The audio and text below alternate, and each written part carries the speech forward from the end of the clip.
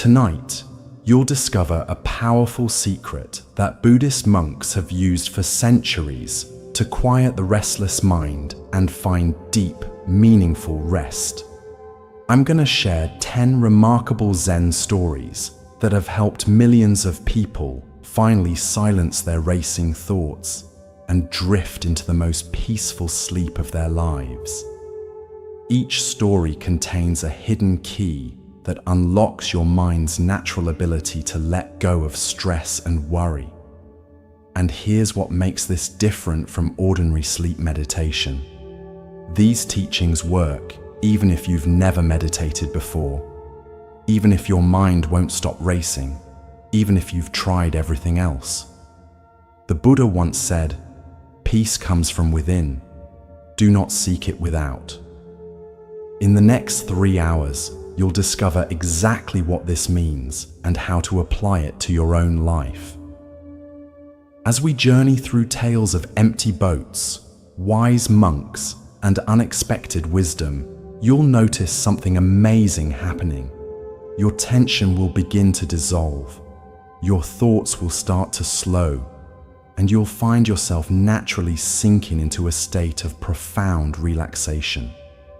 So make yourself comfortable, adjust your pillow, let your body become heavy against the bed.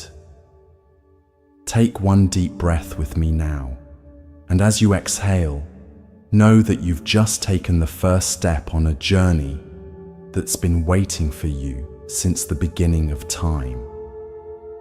Let's begin with our first story. Our first story takes place by a peaceful river, where a lesson about the nature of our reactions awaits us. This is the story of the empty boat. There once was a man who loved to row his boat on a peaceful river. He found great joy in drifting along the water, enjoying the calm and solitude of nature. Every evening, as the sun was setting and the world was bathed in golden light, he would take his boat out for a quiet journey. On one such evening, as he paddled softly and relished the tranquility, he noticed another boat heading directly toward him. At first, he called out politely, "Be careful!" But the boat didn't change course. Still, the boat continued on its collision course. Now growing angry, the man began shouting, "Move aside! You're going to crash into me!"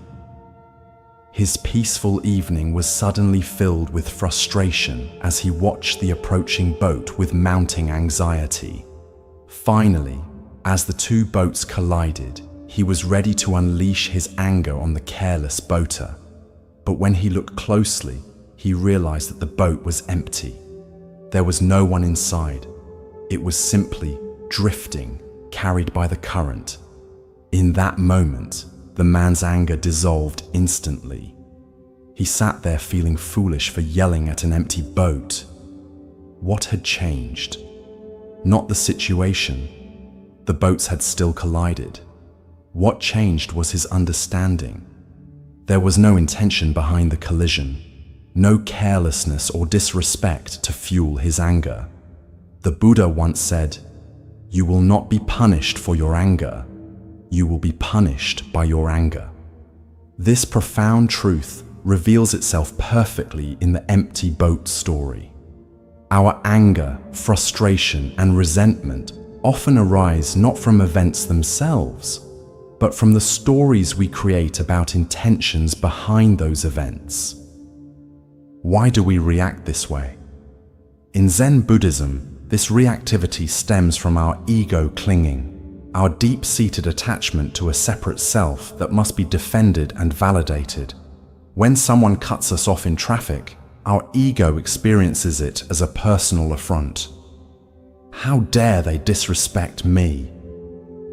The ego constructs a narrative where we are the center and others are either allies or adversaries. Consider how often throughout your day you encounter empty boats, situations where you attribute harmful intent where none exists. The driver who cuts you off might be rushing to the hospital. The co-worker who didn't acknowledge your greeting might be preoccupied with a family crisis. The friend who hasn't responded to your message might be struggling with depression. Yet our ego mind quickly fills these empty vessels with assumptions of malice, carelessness, or disrespect. In Zen practice, we cultivate awareness of this pattern through mindfulness. By observing our thoughts without immediate identification, we can catch ourselves in the act of filling empty boats. We can notice the physical sensations of anger arising, the tightening chest, the quickening breath, the narrowing vision, and use these as bells of mindfulness, reminding us to pause and investigate. The 13th century Zen master Dogen taught that to study the Buddha way is to study the self, and to study the self is to forget the self.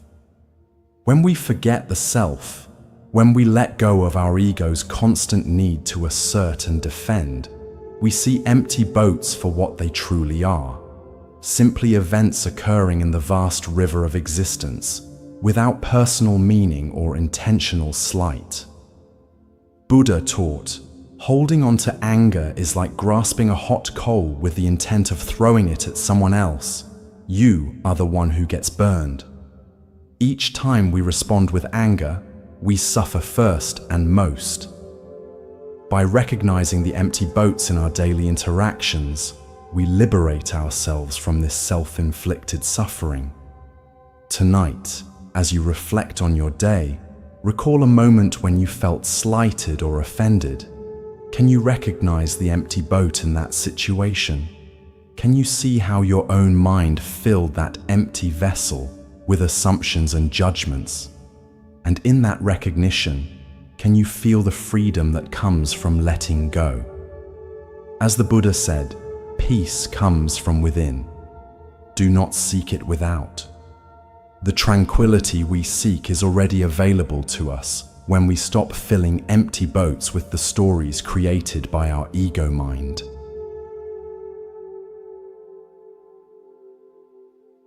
Now, let us journey to a mountain path where a monk faces an unexpected challenge in The Monk and the Tiger. Once upon a time, in a quiet mountain monastery nestled deep in the forest, there lived a wise and peaceful monk. Every day, he would take long walks through the surrounding woods, meditating on the beauty of nature and the teachings of the Buddha. He found great peace in the solitude of the forest, where he could connect deeply with the present moment and the world around him. One day, during his walk along a narrow mountain path, the monk suddenly heard a loud, frightening sound. A tiger's roar echoed through the trees. He froze for a moment, his heart pounding, and when he turned, he saw a large, fierce tiger charging toward him through the thick forest underbrush. The tiger's eyes were locked on him, and its powerful body moved with terrifying speed. The monk's first instinct was to run, and he did. He sprinted down the path, his robes billowing behind him as the tiger drew closer and closer. Desperate to escape, he saw a vine hanging down the side of a cliff. Without hesitation, he grabbed the vine and began to climb down, hoping to find safety below. As he descended the cliff, clinging tightly to the vine, he looked down and his heart sank. Below him, another tiger was pacing at the bottom of the cliff, waiting for him to fall. He was trapped. There was no way up and no way down. The monk paused, dangling from the vine with one tiger above and another below. His situation seemed hopeless. But as he hung there, suspended between the two tigers, something caught his eye. Growing out of the cliff's side, just within reach, was a small wild strawberry plant. On the plant was a single ripe red strawberry. In that moment, The monk stopped thinking about the tigers, his fear, and his predicament. Instead, he reached out with one hand, carefully plucked the strawberry, and put it into his mouth. He bit into the fruit, savoring its sweetness. The taste was exquisite. For that brief moment, all that existed was the joy of the strawberry's flavor. Sweet, fresh, and perfect. Despite the danger surrounding him, the monk found peace in that single mindful moment. He had accepted that he couldn't change his circumstances, but he could still fully experience the present. The monk smiled, knowing that this fleeting taste of sweetness was a reminder of life's beauty, even in the most precarious of situations. The Buddha taught, "Do not dwell in the past, do not dream of the future, concentrate the mind on the present moment." This teaching lies at the heart of the monk and tiger story. It reveals a profound truth about our human condition. We spend our lives suspended between two tigers, the regrets and wounds of our past and the fears and anxieties about our future. Why do we struggle so mightily with staying present? Zen Buddhism explains that our minds evolved primarily as survival mechanisms, constantly scanning for threats and planning for protection. This evolutionary advantage becomes a spiritual liability when it pulls us away from the only moment we ever truly have, this one.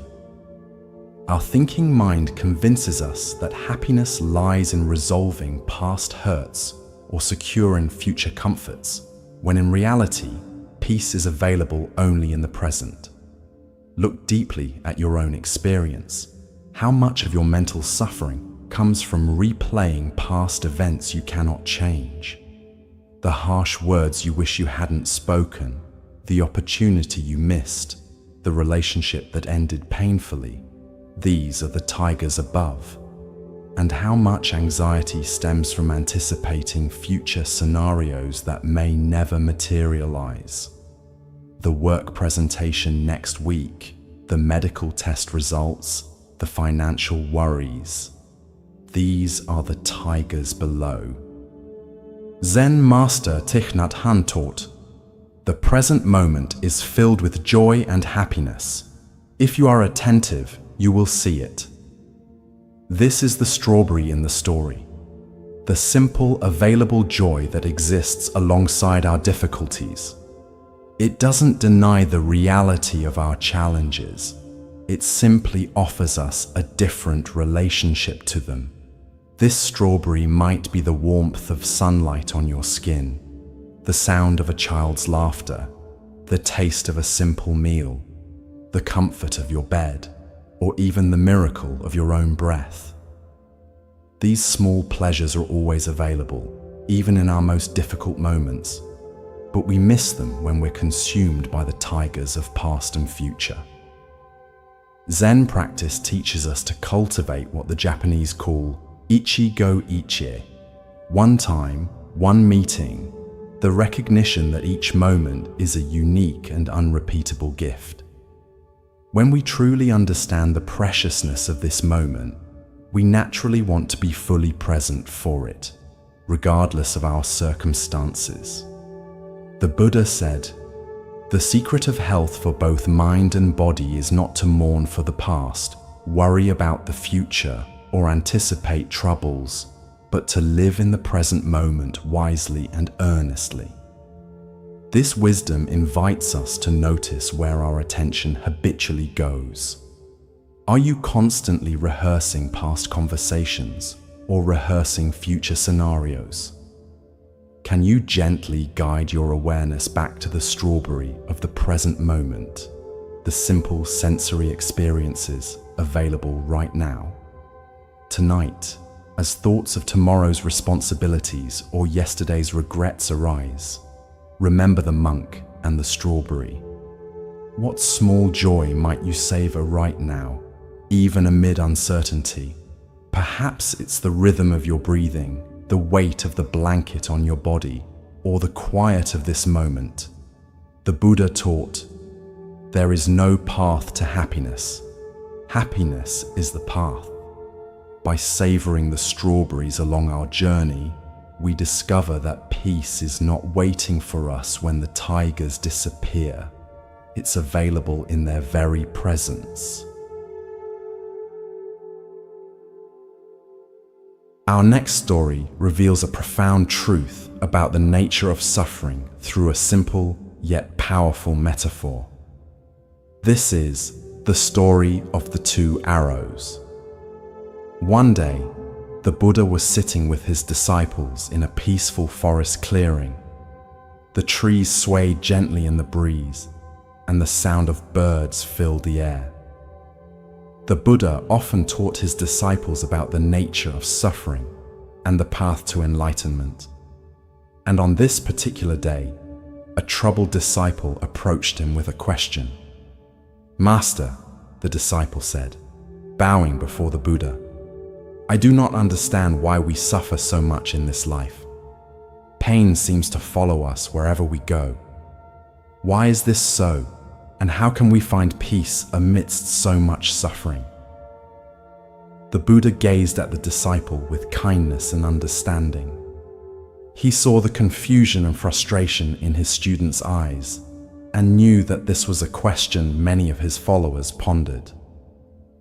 "Let me explain," the Buddha said gently. "Imagine that a person is struck by an arrow. This arrow causes pain, and the pain is inevitable. This is the first arrow." The disciples nodded, understanding that the first arrow symbolized the inevitable difficulties of life, the physical pain of illness, injury, or loss. "But now," the Buddha continued, "imagine that after being struck by the first arrow, the person is then struck by a second arrow. This second arrow does not come from outside. It is created by the mind. It is the anger, fear, frustration, or sorrow that follows the pain. This is the second arrow." The Buddha paused, letting his words sink in.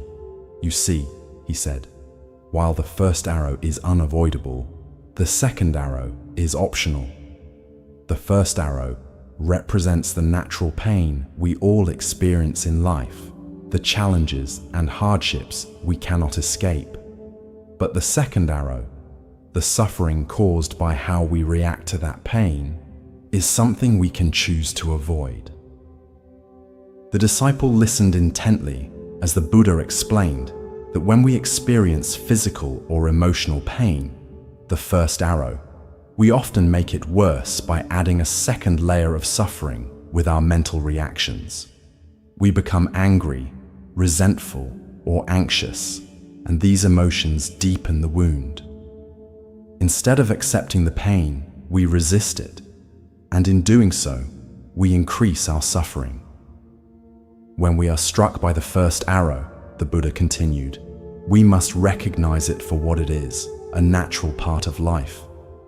But we must also recognize the second arrow. It is the arrow we create ourselves. Through mindfulness and understanding, we can choose not to let the second arrow pierce us. "Master," the disciple asked, beginning to understand, "how can we avoid the second arrow? How can we prevent our minds from adding to our suffering?" The Buddha smiled. By practicing mindfulness, we can observe our thoughts and emotions without becoming attached to them. When we feel pain, we can acknowledge it without judgment.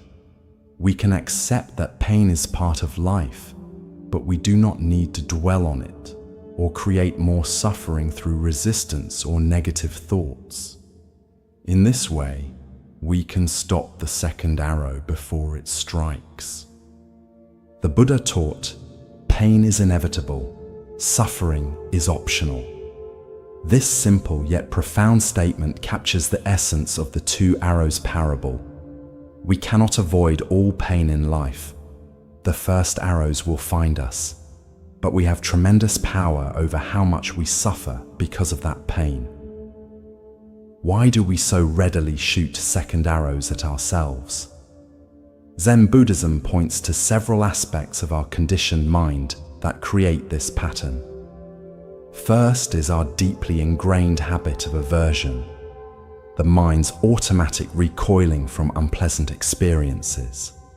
When pain arises, we instinctively resist it, creating a layer of mental tension that compounds the original discomfort. Second is our tendency toward identification, the way we merge with our experiences thinking, I am in pain, rather than there is pain being experienced. This subtle difference has profound implications. When we fully identify with pain, it becomes all-consuming, defining our entire reality.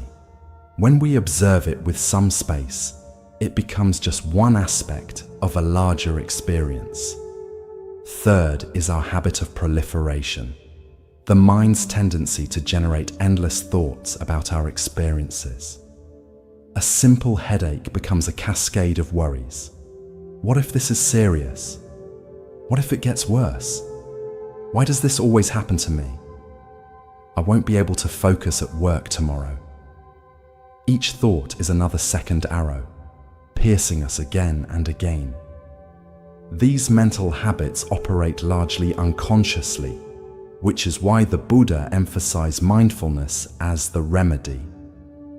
Through mindfulness practice, we develop the capacity to see these patterns as they arise. We learn to recognize the difference between the unavoidable first arrow of pain and the optional second arrows of our mental reactions. The Buddha said, "What you think, you become. What you feel, you attract. What you imagine, you create." This teaching reveals the creative power of our thoughts. Each time we respond to pain with aversion, identification, and proliferation, we create suffering. Each time we meet pain with mindful awareness and acceptance, we create opportunity for healing and growth. Consider a personal disappointment, perhaps a rejection, a failure, or a loss. The first arrow is the actual event and the natural emotional response it evokes.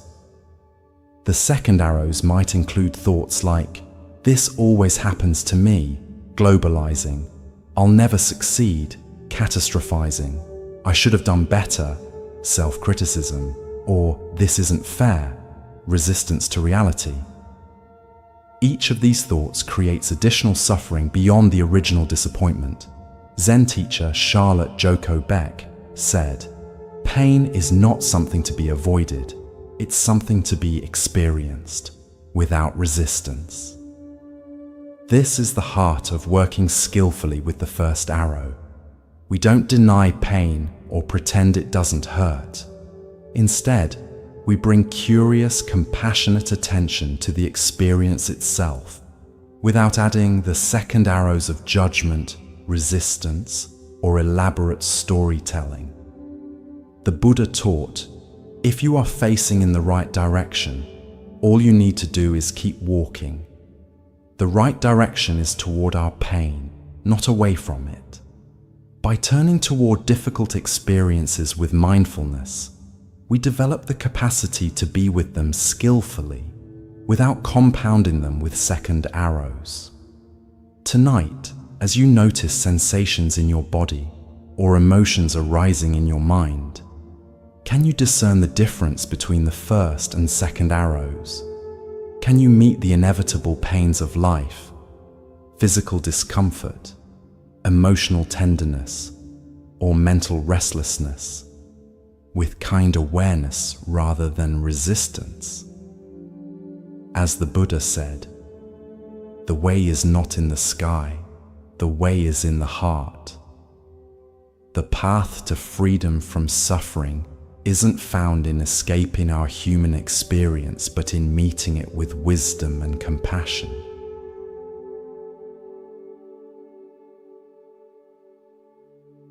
Now let us explore a story that teaches us about the universal nature of loss and how understanding it can bring peace. This is the parable of the mustard seed. Once, long ago, there lived a young woman named Kisa Gotami. She was kind, compassionate, and devoted to her family, but her life took a tragic turn when her only child, a beloved son, fell ill and passed away.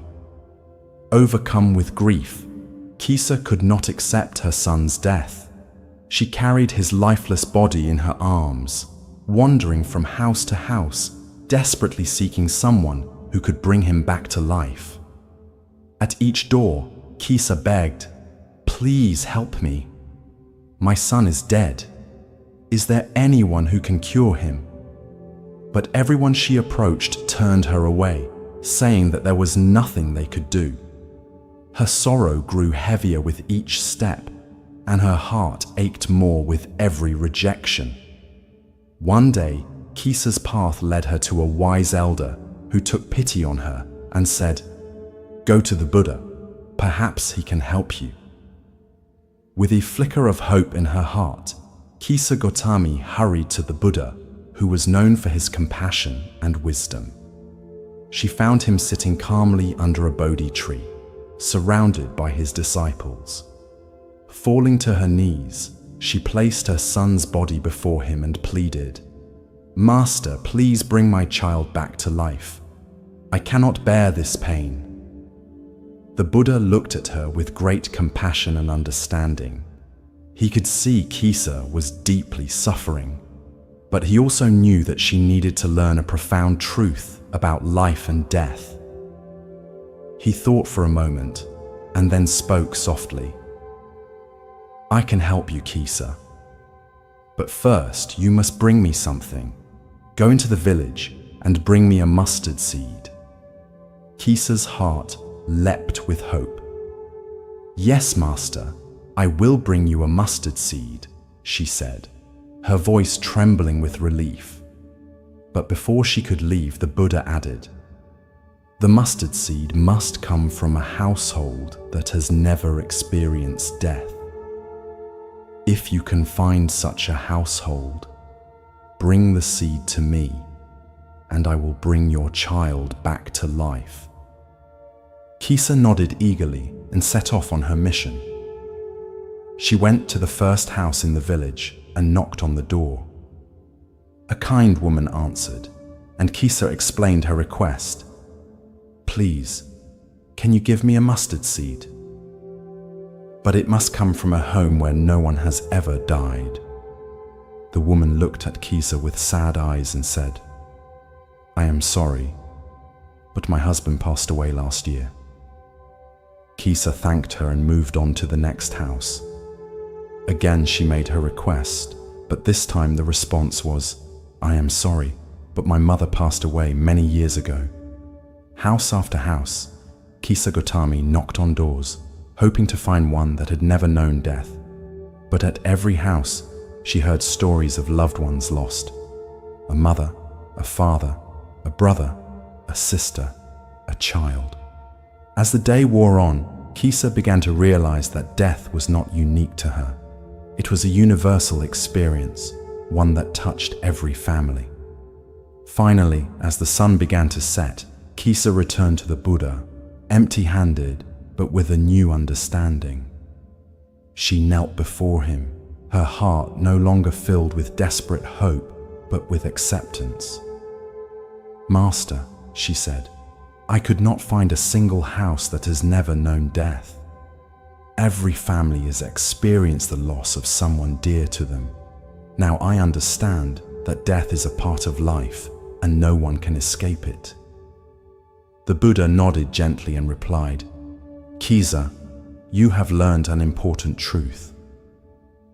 Death is inevitable and suffering comes to all who are attached to the things of this world. But by accepting the impermanence of life, you can find peace. Your grief was not unique, it is shared by all beings. This is the nature of existence." With these words, Kisa Gotami realized that her suffering, though intense, was not hers alone to bear. She had been blinded by her personal grief, but now she saw that all people experience loss. This new understanding allowed her to release her son's body and bury him with dignity, finally finding a sense of peace in the face of life's inevitable changes. The Buddha taught, "Everything that has a beginning has an ending. Make your peace with that, and all will be well."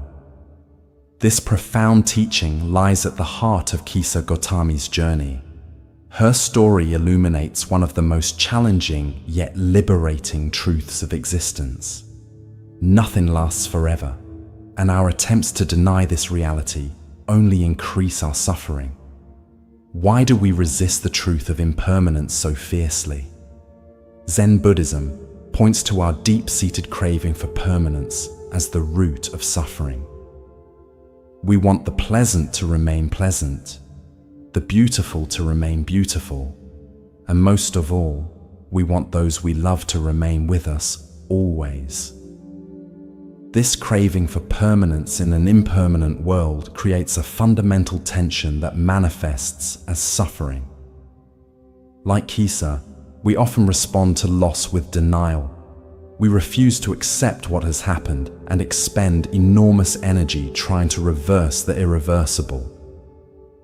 This denial is a natural part of grief, but when we become stuck in it, we prevent ourselves from moving through the healing process.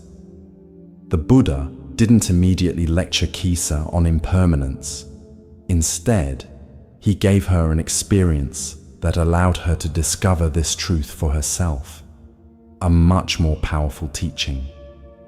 The Buddha said, "The root of suffering is attachment." In Kisa's case, her attachment to her son wasn't just love. It was a desperate clinging that couldn't accommodate the reality of his death. Her journey to find a mustard seed from a house untouched by death helped her recognize that attachment to permanence is futile. Every household, no matter how wealthy, happy, or blessed, had been visited by death. This universal nature of loss connects us all in what Buddhists call the fellowship of suffering. When we truly understand that loss touches everyone, our own grief, while still painful, becomes less isolating. We recognize our experience as part of the great current of human existence, rather than a unique tragedy that separates us from others. The 14th century Zen master Basui wrote, "To see the truth, leave desire behind. If you do not give up desire, you will not see the truth." Kisa's desire to bring her son back prevented her from seeing the truth of impermanence. Only when she abandoned this impossible desire could she begin to accept reality and find peace.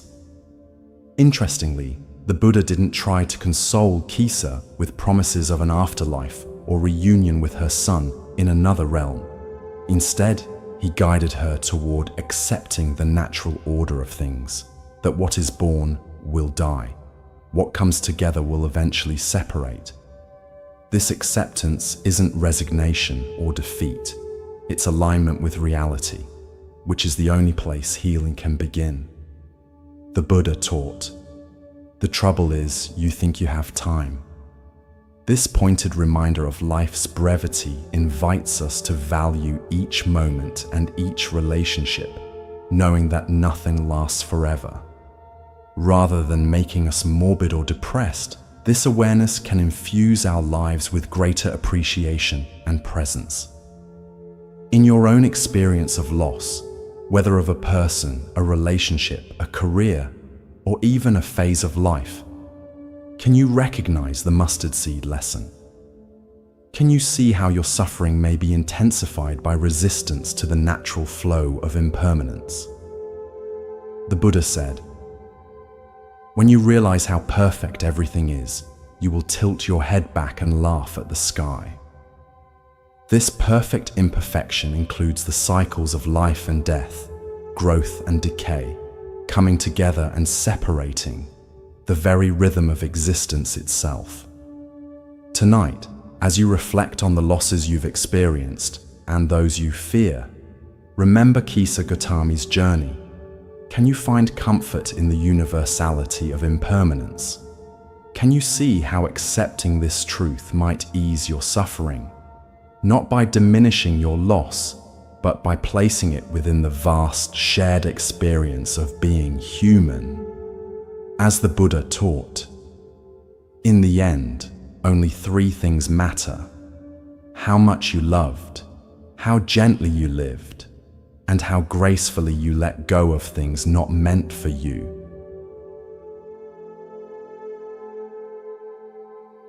Our next story speaks to the wisdom of suspending judgment and maintaining equanimity in the face of life's constant changes. This is The Farmer and the Horse. Once upon a time, in a small, quiet village, there lived a humble farmer.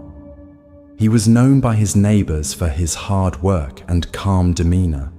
His farm was modest, and he had only 1 horse to help with all of his daily tasks, from plowing the fields to carrying heavy loads. Though he didn't have much, the farmer was content with his life. One day, his horse ran away. The farmer woke up to find that his stable was empty and the horse had vanished. His neighbors, hearing the news, rushed to his house to express their sympathy. "What terrible luck," they said. "How will you manage without your horse? This must be such a misfortune." The farmer, however, remained calm. He looked at his neighbors and simply replied, "Maybe." The neighbors were puzzled by his response. How could he be so indifferent to such bad luck? They shook their heads and returned to their homes, convinced that the farmer was in denial about his loss. A few days later, to everyone's surprise, the horse returned, but it didn't come back alone. It brought with it a group of wild horses from the mountains. Now the farmer had not just 1 horse, but several. The neighbors heard the news and rushed back to the farmer's house. This time, they were full of excitement. "How wonderful!" they exclaimed. "Now you have so many horses. What incredible fortune!" The farmer again looked at his neighbors, smiled calmly, and said, "Maybe." Once again, the neighbors were confused. Surely this was a stroke of good luck. But the farmer seemed just as indifferent as he was before. They wondered why he didn't seem more excited about his newfound wealth. A few days later, the farmer's son decided to try taming one of the wild horses. While riding the horse, he was thrown off violently and broke his leg. The injury was severe, and the son would be unable to help with the farm work for a long time. Hearing of the accident, the neighbors returned to the farmer's house once again. This time, they were filled with sympathy. "What bad luck," they said. "Your son has broken his leg, and now he cannot help you. This is truly unfortunate." As before, the farmer responded with his usual calmness. "Maybe," he said. The neighbors were now thoroughly baffled by the farmer. Every time something significant happened, whether it seemed good or bad, he gave the same nonchalant response. They couldn't understand why he wouldn't react more strongly to the events in his life. A few weeks later, the country was thrown into turmoil. A war broke out, and soldiers came to the village to draft all the young men into the army. Many of the village's sons were taken away to fight in the war. But because the farmer's son had a broken leg, he was not drafted and stayed home with his father. Once again, the neighbors visited the farmer. "How fortunate you are," they said. "Because of your son's injury, he was spared from the war. What amazing luck!" And once again, the farmer replied, "Maybe." The Buddha taught, nothing is permanent. Everything is subject to change. Being is always becoming. This truth forms the foundation of the farmer's wisdom. His consistent response of maybe reflects a deep understanding that life is in constant flux, and what appears favorable or unfavorable in one moment may reveal itself to be quite different in the next. Why do we rush to judge events as good or bad? Zen Buddhism points to our mind's habitual categorization, its constant sorting of experiences into desirable or undesirable, fortunate or unfortunate. This dualistic thinking creates an emotional roller coaster. We're elated when things go well and devastated when they go poorly. But as the farmer's story shows, we never have the complete picture. We cannot see how today's misfortune might prevent tomorrow's disaster, or how today's blessing might lead to tomorrow's challenge. The concept of non-judgment in Zen Buddhism doesn't mean indifference or apathy. The farmer wasn't emotionally detached from his life. Rather, he possessed what the Buddha called equanimity, upekkha, a balanced perspective that remains steady amid life's inevitable ups and downs. He cared about his horse, his son, and his livelihood, but he didn't allow his peace of mind to be at the mercy of changing circumstances. Zen master Seng Tsan wrote in the Xin Ming, "The great way is not difficult for those who have no preferences." When we stop insisting that life conform to our ideas of how things should be, we find a deeper kind of freedom. We open ourselves to life's inherent wisdom, which often unfolds in ways our limited perspective cannot anticipate. The Buddha taught, "Do not overrate what you have received, nor envy others. He who envies others does not obtain peace of mind." How often do we compare our circumstances to others, concluding that we're either blessed or cursed based on these comparisons? The farmer's neighbors constantly evaluated his situation based on their own judgments of good and bad, while the farmer himself remained free from these limiting perspectives. Our modern lives are filled with opportunities to practice this maybe mindset, the promotion you didn't get that leads to a more fulfilling opportunity elsewhere, the relationship that ended painfully but created space for greater self-discovery, the illness that forced you to reassess your priorities, the financial setback that taught you resilience. In retrospect, many of us can identify seeming misfortunes that ultimately led to growth or unexpected blessings. The 13th century poet Rumi captured this wisdom when he wrote, "What appears to be a curse may be a blessing, and what appears to be a blessing may be a curse."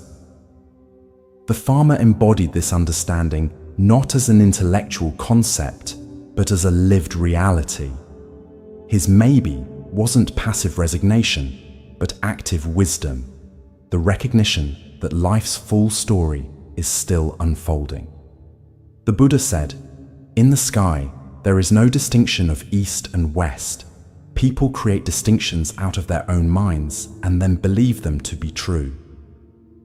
Similarly, the distinctions of good luck and bad luck are our own mental creations. Reality itself is simply a flow of causes and conditions, neither inherently positive nor negative. Tonight, as you reflect on recent events in your life that you've labeled as good luck or bad luck, try holding them with the farmer's gentle maybe.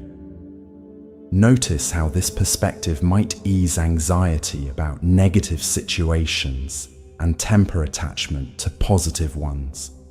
Can you find freedom in suspending judgment about how things should be? As the Buddha taught, with our thoughts, we make the world. The farmer's maybe reminds us that we always have a choice in how we interpret our experiences, and this choice has profound implications for our peace of mind.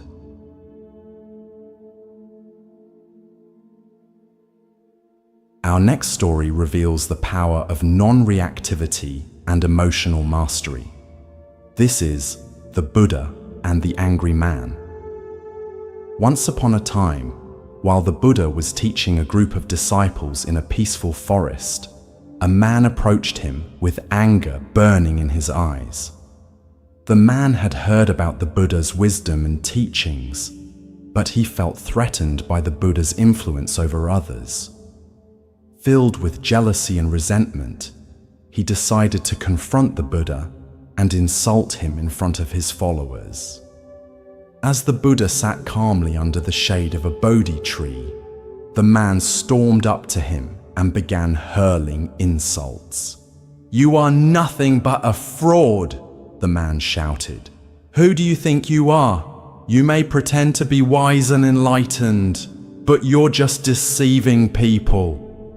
The Buddha remained completely calm and unbothered by the man's harsh words. His expression didn't change, and he didn't respond to the man's anger. Seeing the Buddha's lack of reaction only made the man angrier. He shouted even louder, "How can you just sit there, acting like you're above everyone else? Do you think you're better than me? I refuse to respect someone like you." Despite the man's fury, the Buddha stayed silent and serene, simply watching him with compassion. Finally, after several minutes of shouting, the man grew exhausted. He had expected to provoke a response, but the Buddha's peaceful demeanor confused him. After catching his breath, the man demanded, "Why won't you say anything? Why won't you defend yourself? Don't you care what I think of you?" The Buddha looked at him with kindness and finally spoke, his voice soft and calm. "Tell me," the Buddha asked gently, "if someone offers you a gift and you decline to accept it, to whom does the gift belong?" The man, puzzled by the question, thought for a moment before responding, "It would still belong to the person who offered it. If I don't take it, the gift remains theirs." The Buddha nodded. "Exactly. And in the same way, if you offer me your anger and I do not accept it, then who does the anger belong to?" The man was stunned by the Buddha's words. He realized that his anger had not affected the Buddha at all. Instead, it remained his own burden to carry. The Buddha continued, "If I refuse to accept your insults and your anger, they fall back on you. You are the one who suffers from them, not me. I choose not to be troubled by your words. Instead, I choose peace." The man stood in silence, contemplating what the Buddha had said. He realized that his anger had consumed him, but it had no power over the Buddha, who remained unaffected by it. In that moment, the man understood that holding on to his anger only harmed himself, not the Buddha. Feeling ashamed, the man bowed his head. "Master, I see now that my anger has only caused me pain. How can I learn to be at peace as you are?"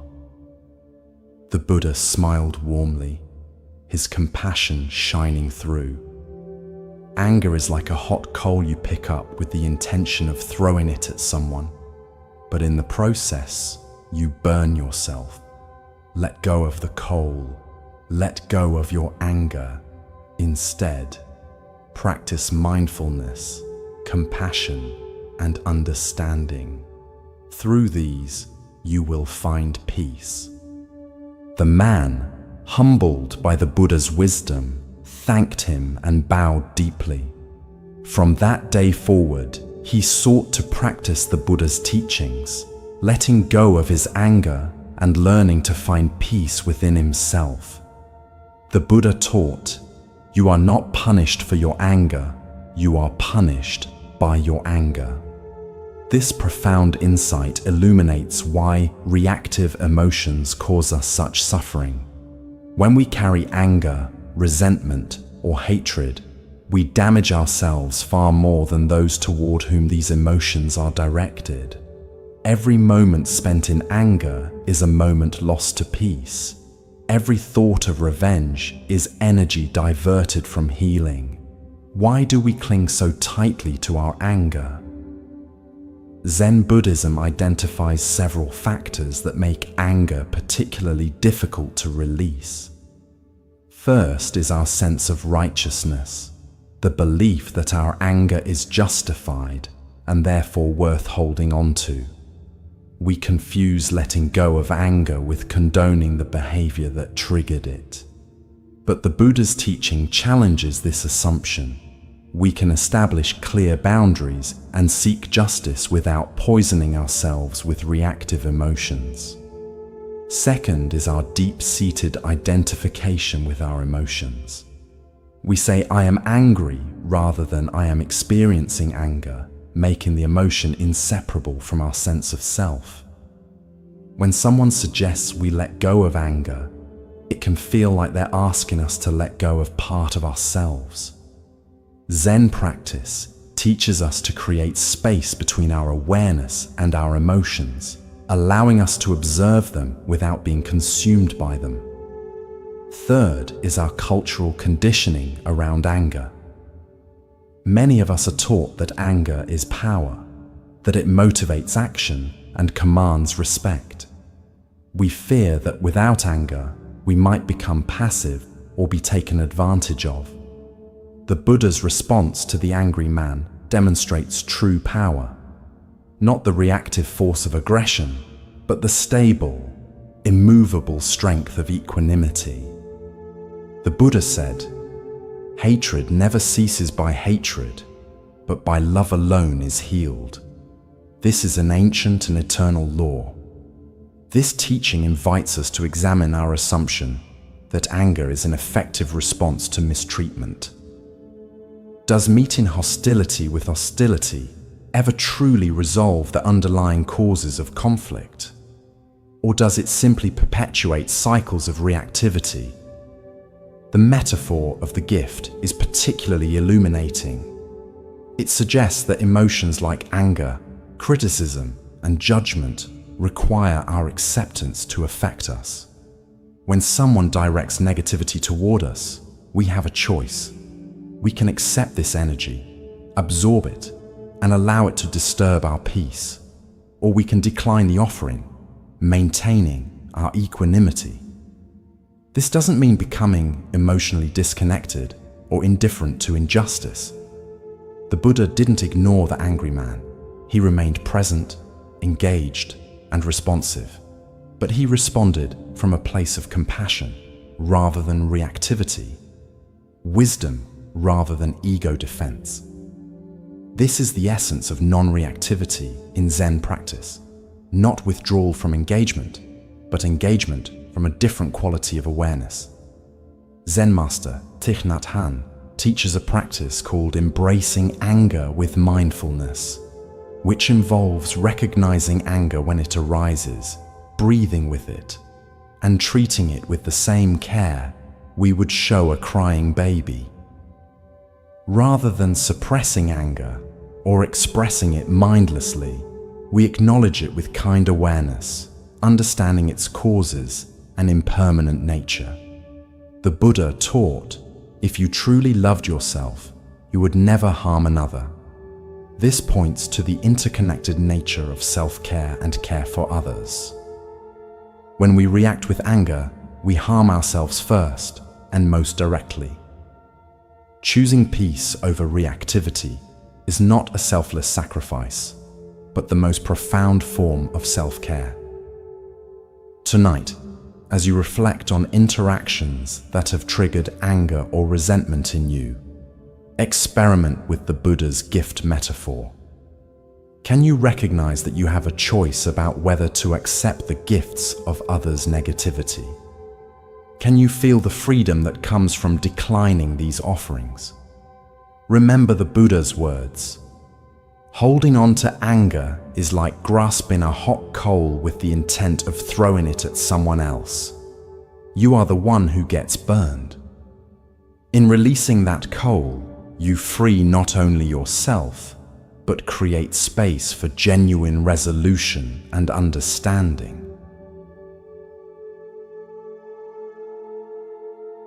Let us now explore a story about the wisdom of impermanence and non-attachment.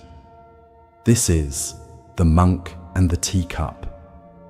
In a quiet Zen monastery nestled in the mountains, a revered monk lived a life of deep contemplation and mindfulness. His students admired him for his wisdom, calm demeanor, and the way he embraced the present moment, never disturbed by the chaos around him. Every day, the monk would sit in meditation, drink tea, and share lessons with his students. One afternoon, during their usual tea ceremony, the monk held up a simple clay teacup and gazed at it for a long moment. The cup was beautiful in its simplicity, with a soft, earthy color and a perfectly rounded shape. The students, curious about their master's silent contemplation, waited eagerly to hear what he had to say. After a few moments, the monk smiled and said, "This teacup is already broken." The students looked at one another in confusion. They could see clearly that the teacup was whole, undamaged, and perfectly intact. One of the younger students couldn't contain his curiosity any longer and spoke up. "Master, the teacup is not broken. It is perfectly fine. Why do you say it is already broken?" The monk, still smiling, placed the teacup gently on the table in front of him. "In my mind," he said softly, "this teacup is already broken. It may seem whole now, but one day, perhaps tomorrow, perhaps years from now, it will break. This is inevitable. When I understand that it is already broken, I can fully appreciate it as it is, without clinging to it. I can enjoy drinking tea from it, knowing that its life is temporary."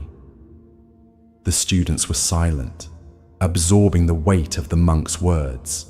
They realized that the master wasn't speaking only about the teacup. He was offering them a deeper lesson about life itself. The monk continued, "Everything in life is like this teacup. All things, no matter how beautiful or precious, are impermanent. We cannot hold on to them forever. When we understand that, we are free to enjoy life fully, without fear of losing what we have.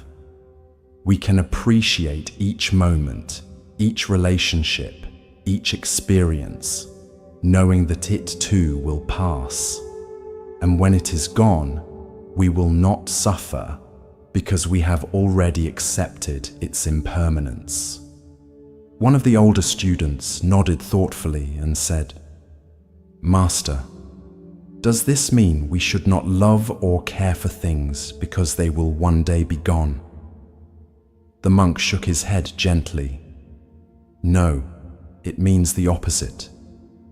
When we accept the impermanence of all things, we can love them more deeply because we are not holding on out of fear of loss. We love and appreciate them for what they are in this moment. We understand that they are part of the natural flow of life. In this way, we can live with a peaceful heart, unburdened by the attachment to things that are bound to change.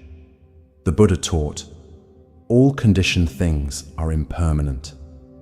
When one sees this with insight, one becomes disenchanted with suffering. This profound truth lies at the heart of the teacup story and points to one of the most liberating yet challenging aspects of Zen practice. Embracing impermanence not as a philosophical concept, but as a lived reality. Why do we resist impermanence so fiercely? Zen Buddhism identifies our fundamental misunderstanding of reality as the root of this resistance. We perceive things as solid, separate, and lasting when, in fact, they are fluid, interconnected, and transient. This misperception leads to what Buddhists call attachment or clinging, our desperate attempt to hold on to things that, by their very nature, cannot be held. Consider how this attachment manifests in your daily life. We become attached to possessions, fearing their loss or damage. We cling to relationships, trying to prevent them from changing. We hold on to our youth, health, and capabilities, resisting the natural process of aging. We even become attached to our ideas, opinions, and identities, defending them as if they were permanent fixtures rather than fluid constructs. The monk's declaration that the teacup is already broken offers a radically different way of relating to impermanence. Instead of denying or resisting change, he embraces it preemptively. By acknowledging the inevitable end of all things, he liberates himself from the anxiety of trying to prevent the unpresentable. This isn't pessimism, but clear-eyed realism that paradoxically enhances his appreciation of the present moment. The Buddha said, "The world is afflicted by death and decay, but the wise do not grieve, having realized the nature of the world." This teaching isn't encouraging callousness or detachment from caring. Rather, it points to a different quality of caring, one not distorted by the impossible expectation of permanence. The monk doesn't love his teacup less because he knows it will break. He loves it more precisely because its existence is fleeting and precious. Zen master Shunryu Suzuki explained this paradox beautifully. When we understand the truth of impermanence and find our composure in it, we find ourselves in nirvana. This composure isn't achieved by resigning ourselves to loss, but by fully embracing the nature of reality. It's a composure that allows for deep engagement with life, precisely because we're not constantly fighting against its fundamental characteristics. In practical terms, how might we cultivate this already broken perspective? We can start by noticing our attachments, the people, things, and circumstances we most fear losing. Rather than trying to suppress this fear, we can gently acknowledge the temporary nature of these precious aspects of our lives. We can practice saying to ourselves, "This too will pass," not as a dreary reminder, but as an invitation to cherish the present moment. The Buddha taught, "Neither fire nor wind, birth nor death can erase our good deeds." This points to another aspect of the already broken wisdom. While all material things, including our bodies, are impermanent, the impact of our actions and the quality of our presence endures beyond physical forms. By focusing on cultivating wisdom, compassion, and mindfulness, qualities that transcend impermanence, we find a different kind of security. Tonight, as you rest, consider what teacups in your life you might be clinging to with anxiety about their eventual break-in. Can you experiment with the monk's perspective, mentally acknowledging their impermanence not as a threat, but as a reality that deepens their value? As the Buddha said, "The trouble is, you think you have time." The recognition of impermanence doesn't diminish life's beauty. It intensifies it, inviting us to appreciate fully what is here before it inevitably transforms.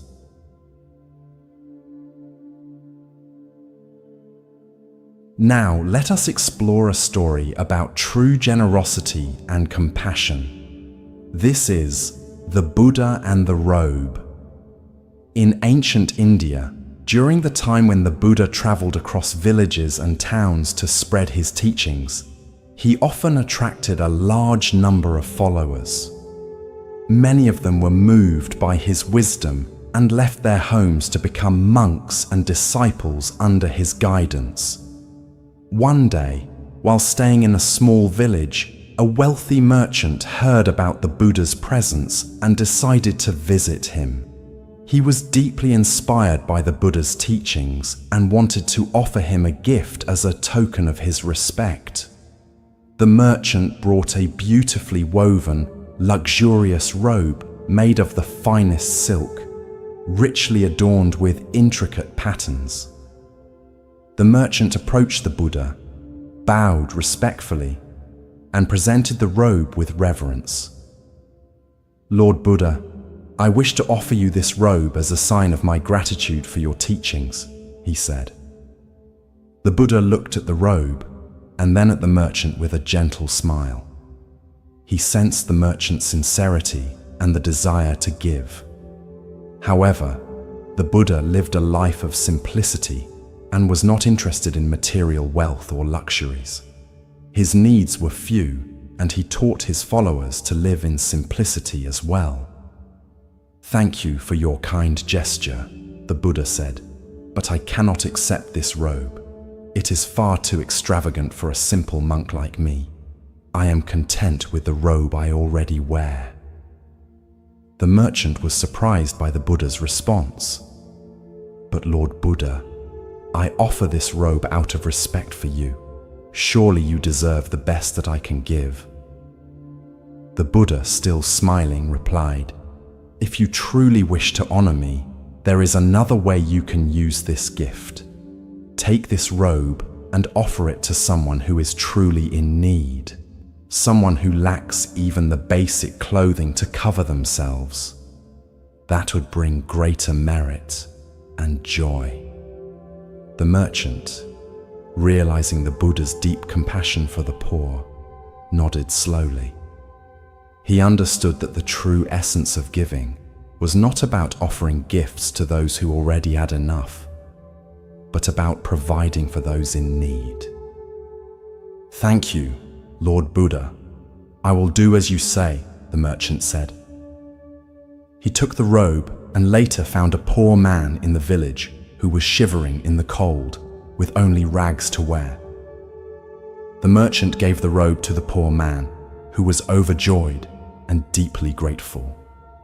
The next day, the merchant returned to the Buddha and shared what he had done. The Buddha nodded approvingly and said, "You have done well, my friend. True generosity is not in giving to those who expect or do not need, but in helping those who are in real need. By sharing your wealth with those who are less fortunate, you have brought true joy and compassion into the world." The merchant bowed deeply, feeling a warmth in his heart that he had not known before. He realized that the Buddha's wisdom extended beyond the simple act of receiving a gift. It was about understanding the true nature of giving, the importance of compassion, and the joy that comes from helping others. The Buddha taught, generosity brings happiness at every stage of its expression. We experience joy in forming the intention to be generous, in the actual act of giving, and in recollecting the fact that we have given. This profound insight reveals that true generosity is not merely about the transfer of material goods, but about the transformation of our hearts and minds through the act of giving. Why did the Buddha refuse the luxurious robe? Zen Buddhism points to several layers of wisdom in his response.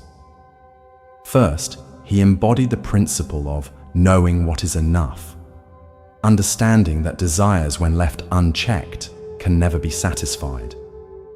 By being content with his simple robe, the Buddha demonstrated freedom from the endless cycle of wanting more and better.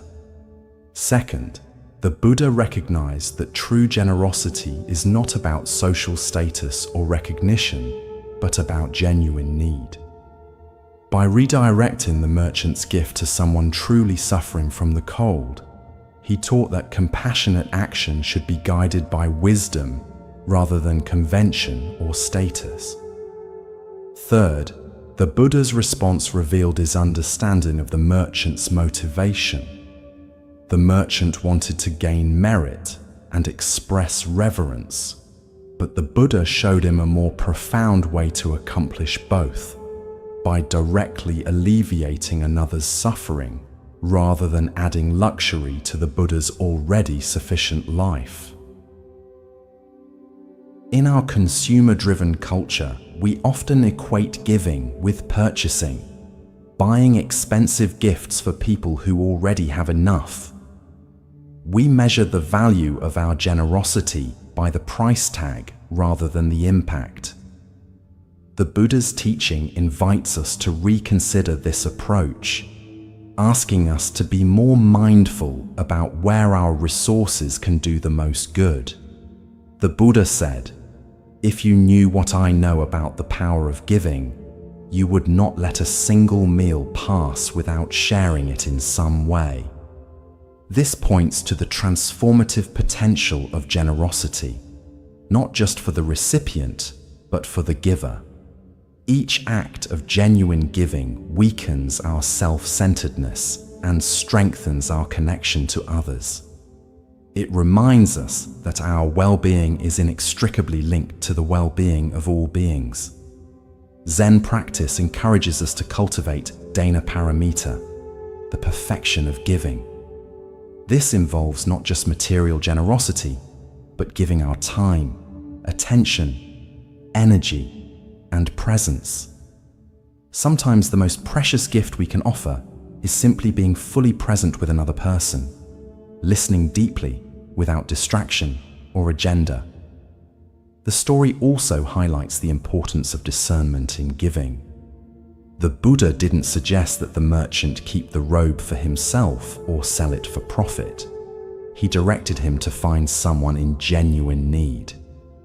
This discernment requires us to look deeply at situations rather than following conventional patterns of giving that may not address real suffering. The Buddha taught, "The greatest gift is the act of giving itself." This points to the interior transformation that happens when we give from a place of compassion rather than obligation, social expectation, or ego gratification. When we give in this way, we experience what Buddhists call mudita, sympathetic joy in the happiness of others. Tonight, as you reflect on your own acts of giving, consider whether they align with the Buddha's teaching in this story. Are there ways you might redirect your resources, material, emotional, or attentional, toward those in genuine need? Can you notice the difference in feeling between giving that comes from social obligation and giving that flows from compassion? Remember the Buddha's words, "If beings knew, as I know, the results of giving and sharing, they would not eat without having given, nor would the stain of selfishness overcome their minds." Now, let us explore a lesser-known Zen story that reveals profound wisdom about controlling our thoughts. This is The Two Monks and the River. Two monks, an elder and a younger disciple, were traveling together on a long journey. Their path led them through forests, over mountains, and across valleys. They walked in mindful silence for most of their journey, focusing on each step and each breath. As they approached a river, they saw a young woman standing at the edge. She was beautifully dressed in fine silks and appeared distressed. The river was swollen from recent rains, and she was afraid to cross it, fearing that the strong current would ruin her clothes and possibly put her in danger. Upon seeing the monks, she called out to them, "Please, kind sirs, could you help me cross this river? I must reach the other side, but I am afraid to wade through the water." Without hesitation, the elder monk walked over to the woman, gently lifted her in his arms, carried her across the river, and set her down safely on the other bank. The woman thanked him with a bow and continued on her way. The two monks resumed their journey in silence. As they walked, the younger monk appeared troubled. His brow was furrowed, and he kept glancing at his companion with a mixture of confusion and disapproval. After several hours of walking, the younger monk could no longer contain himself. "Master," he burst out, "as monks, we have taken vows not to touch women. How could you carry that woman across the river?" The elder monk looked at his companion with a gentle smile and replied, "I left the woman at the riverbank hours ago." "Why are you still carrying her?" The younger monk was struck silent by these words. He realized that while his companion had only carried the woman for a few minutes out of compassion and practical necessity, he himself had been carrying her in his mind for hours, burdening himself with judgment and disturbing his peace. The Buddha taught, "What we think, we become." This fundamental truth illuminates why the younger monk's mental burden was so much heavier than any physical weight the elder monk temporarily carried. While the elder monk responded to the immediate need with compassion and then returned to the present moment, the younger monk remained trapped in the past, replaying the scene over and over in his mind. Why do we, like the younger monk, so often carry unnecessary mental burdens? Zen Buddhism identifies several factors that contribute to this habit. First is our attachment to rules and concepts rather than principles. The younger monk was so fixated on the letter of the monastic rule that he missed its spirit, to live with purity and compassion. His rigid interpretation prevented him from seeing the elder monk's action as an expression of genuine Buddhist compassion. Second is our tendency toward judgment and mental proliferation. One thought leads to another and another, creating elaborate narratives and evaluations that pull us away from the present moment. The younger monk's initial observation led to hours of internal commentary, criticism, and confusion, all unnecessary and self-created suffering. Third is our difficulty distinguishing between skillful concern and unskillful rumination. While reflection on past actions can be valuable for learning, obsessive dwelling serves no purpose except to disturb our peace. The elder monk demonstrated the ability to act decisively when needed and then let go completely. In our daily lives, we all carry similar invisible burdens.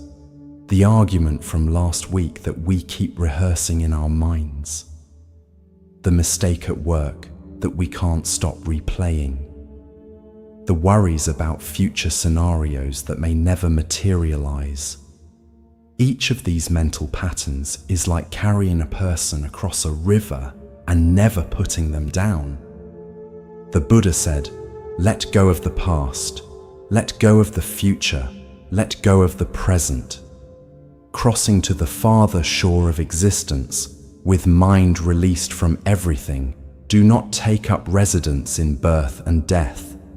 This teaching points to the freedom available when we release our mental fixations and return to the simplicity of the present moment. Zen practice offers concrete methods for putting down our mental burdens. Mindfulness meditation trains us to notice when we're carrying unnecessary thoughts and gently set them down. The practice of labeling thoughts as thinking helps us recognize them as mental constructs rather than reality, and focusing on physical sensations, the feeling of our feet touching the ground, the rhythm of our breath, anchors us in the present when thoughts try to drag us into the past or future. The elder monk embodies what Zen calls no mind or mushin, not the absence of thought, but freedom from attachment to thought. He could think clearly when needed, act compassionately when required, and then return to the peaceful emptiness of the present moment. This state is available to all of us when we learn to put down what no longer needs to be carried. Tonight, as thoughts arise about the day behind you or the day ahead, can you notice when you're unnecessarily carrying someone or something in your mind? Can you feel the freedom that comes from gently setting down these mental burdens? Remember the Buddha's words, "Nothing is worth clinging to." In that release lies true peace.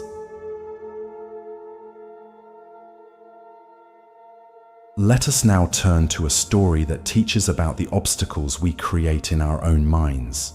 This is the story of the empty cup. A respected university professor once visited a Zen master seeking to understand Zen wisdom. The professor had spent many years studying philosophy and religious texts and had written several books on comparative spirituality. He considered himself quite knowledgeable, but was curious about Zen's unique perspective.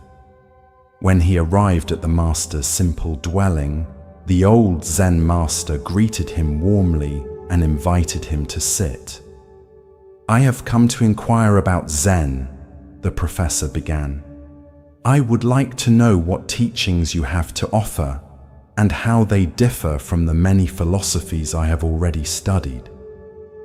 The master smiled and said, "Let us have tea first. Then we can talk about Zen."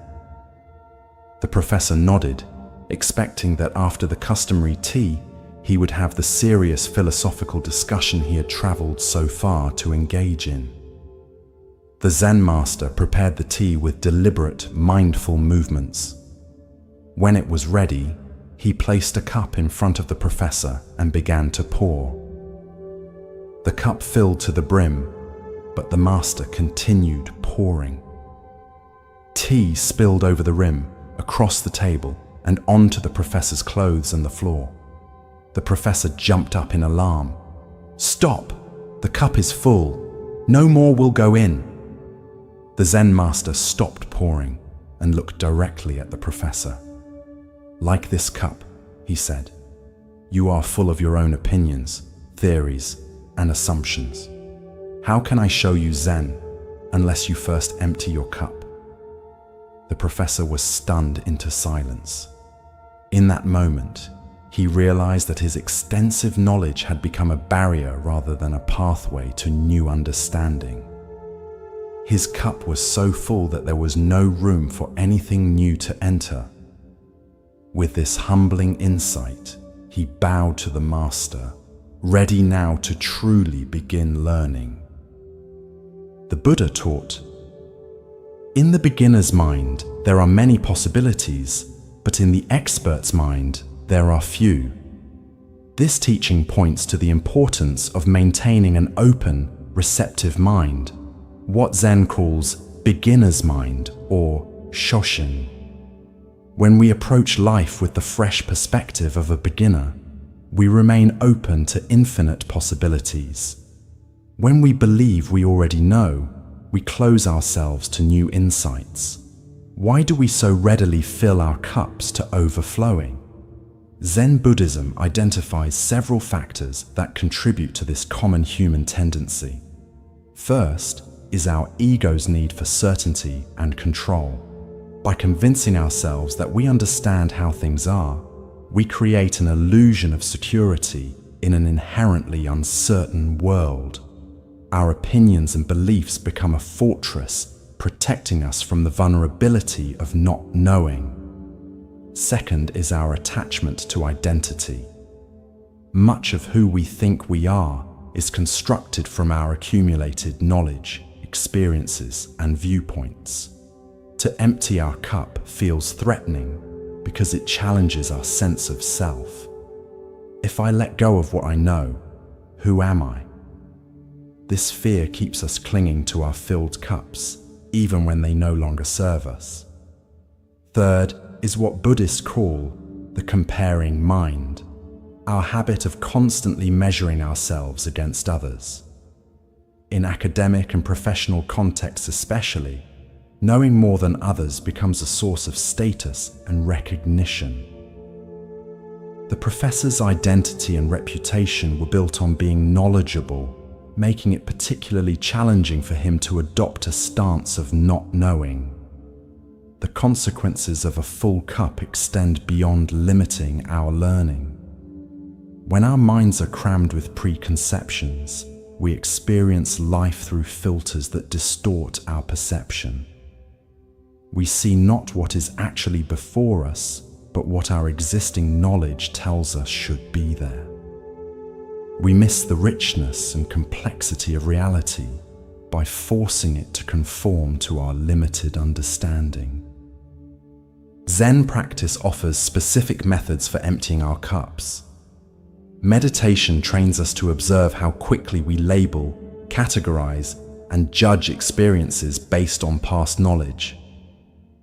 By noticing these mental habits, we create space between our pure awareness and our conceptual overlays. We practice putting aside what we think we know to encounter reality directly. The Buddha said, "With our thoughts, we make the world." When our thoughts are rigid and fixed, the world becomes small and predictable. When we empty our cups, approaching life with openness and humility, the world reveals its boundless wonder. In your daily life, notice when you approach situations with a cup already full. Perhaps it's a conversation where you're formulating your response before the other person has finished speaking, or a familiar activity you perform on autopilot, missing its unique qualities in this moment, or a person you think you understand completely, leaving no room for them to surprise you. Tonight, as you rest, experiment with emptying your cup. Let go of what you think you know about relaxation, sleep, or even these stories you're hearing. Can you listen with fresh ears, as if hearing these words for the first time? Can you feel the spaciousness that emerges when you set aside the need to evaluate, analyze, or categorize? As the Buddha taught, empty your boat of water.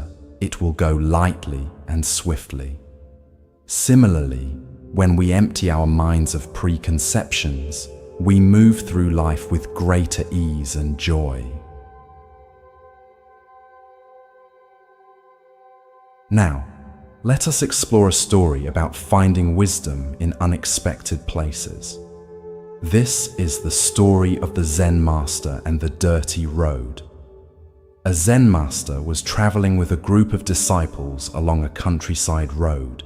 The rainy season had turned the path into a muddy, difficult journey. As they walked mindfully, paying attention to each step, they came upon a beautiful temple on a hill overlooking the road. The group decided to visit the temple and climbed the hill. When they arrived, they found a magnificent structure with intricate carvings, golden statues, and meticulously maintained gardens. Inside, priests in immaculate robes conducted elaborate ceremonies with precise movements and beautiful chanting. The disciples were impressed by the temple's splendor and the priests' dedication to their rituals. After spending some time observing, they gathered around their master outside the temple. "Master," one disciple asked, "what do you think of this temple and its practices? Is this the path to enlightenment?" The Zen master didn't answer immediately. Instead, he led his disciples back down to the muddy road they had been traveling on. He stopped at a particularly dirty section, knelt down, and placed his hand in the mud. Then he drew a circle in the muddy ground. Looking at his disciples, he said, "The truth can be found here as well." The disciples were confused at first, but slowly they began to understand. The master was showing them that enlightenment was not confined to beautiful temples or perfect rituals. The mud, ordinary, messy, and commonly avoided, contained the same ultimate reality as the Golden Temple. True wisdom could be found anywhere by those with eyes to see. The Buddha taught, if you cannot find the truth right where you are, where else do you expect to find it? This profound insight lies at the heart of the Zen master's mud circle. It challenges our tendency to seek enlightenment in special places, extraordinary experiences, or perfect conditions, anywhere but the immediate reality of our lives. Why do we struggle to recognize the wisdom available in ordinary moments? Zen Buddhism points to our habitual spiritual materialism, the tendency to turn spirituality into another form of acquisition and achievement. We believe enlightenment is found through accumulating special experiences, teachings, or credentials, rather than penetrating the reality of our everyday existence. The mud represents the aspects of life we typically try to avoid or transcend: the messy emotions, uncomfortable sensations, tedious tasks, and imperfect relationships that make up much of our human experience. We imagine that spiritual growth means rising above these muddy realities, not realizing that they themselves contain the very wisdom we seek. In Japanese aesthetics, there is a concept called wabi-sabi, finding beauty in imperfection, impermanence, and incompleteness. The mud circle embodies this perspective, inviting us to discover profundity in what appears common or flawed. The crack in a teacup, the wrinkles on an aging face, the garden gone slightly wild. These imperfections contain their own unique wisdom and beauty when seen with clear eyes. Zen Master Dogen wrote, "If you cannot find the truth where you are, where do you expect to find it?" This echoes the Buddha's teaching and points to the mistake of externalization, looking outside ourselves for what can only be found within. The temples we build, the rituals we perform, the texts we study, these are all fingers pointing to the moon, not the moon itself. In practical terms, how might we apply the wisdom of the mud circle? We can start by bringing curious attention to the ordinary moments we typically overlook. Washing dishes, waiting in line, feeling tired, experiencing conflict. Rather than seeing these as obstacles to our spiritual practice, we can recognize them as the very ground of practice itself. The Buddha said, "My teaching is not a philosophy. It is the result of direct experience." This points to the experiential nature of true wisdom, not something learned intellectually, but realized through immediate contact with life itself. The mud on the road offered this direct experience in a way that observing temple rituals as a spectator could not. Tonight, as you rest, consider the mud circles in your own life. The ordinary, challenging, or uncomfortable aspects you might typically try to avoid or change. Can you bring the same attention to these experiences that you would to a beautiful sunset or a profound spiritual teaching? Can you sense the potential wisdom waiting to be discovered in these unexpected places? As the Buddha taught, all experiences are preceded by mind, led by mind, created by mind. When we approach even the muddiest moments with an open, curious mind, we transform them from obstacles into pathways to deeper understanding.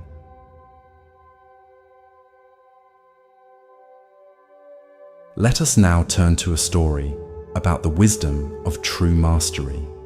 This is the story of the master archer. In ancient China, there lived a master archer known throughout the land for his extraordinary skill. His arrows never missed their mark, and his reputation had spread far and wide. The emperor himself had recognized the archer's talents, bestowing upon him honors and riches. One day, a young archer approached the master. Having heard of the elder's legendary abilities, the young man was eager to learn his secrets. "Master," said the young archer, bowing deeply, "I have practiced archery for many years and have achieved some skill, but I wish to reach the highest levels of mastery, as you have. Please share with me the technique that makes your arrows never miss." The master archer looked at the young man thoughtfully. "Meet me at dawn tomorrow on the mountain," he said. "Bring your bow and arrows." The next morning, the eager student arrived at the appointed place, where the master was waiting. Instead of a practice range with targets, they stood at the edge of a cliff with a deep chasm below. The master led the young archer to the very edge of the precipice, where the ground fell away sharply hundreds of feet to the valley below. Standing at this precarious spot, the master took his position, drew his bow, and shot an arrow into the distance. Then he turned to the student and said, "Now you stand here and shoot." The young archer cautiously approached the edge. Looking down at the dizzying drop, he felt his heart race and his knees weaken. His hands began to tremble as he tried to nock an arrow. After several attempts, he stepped back from the edge. "I cannot shoot from here, master," he admitted. "The height makes me dizzy, and fear makes my hands unsteady. How can I hit a target when I am afraid of falling?" The master nodded and spoke gently. "This is the secret you seek. The difference between us is not in technique or strength. It is that when I shoot, there is only the arrow, the bow, and the target. There is no fear, no thought of success or failure, no awareness of being watched or praised. There is not even a self who is shooting. There is only the perfect unity of archer and target." He continued, "You miss your mark not because your skill is lacking, but because you are divided.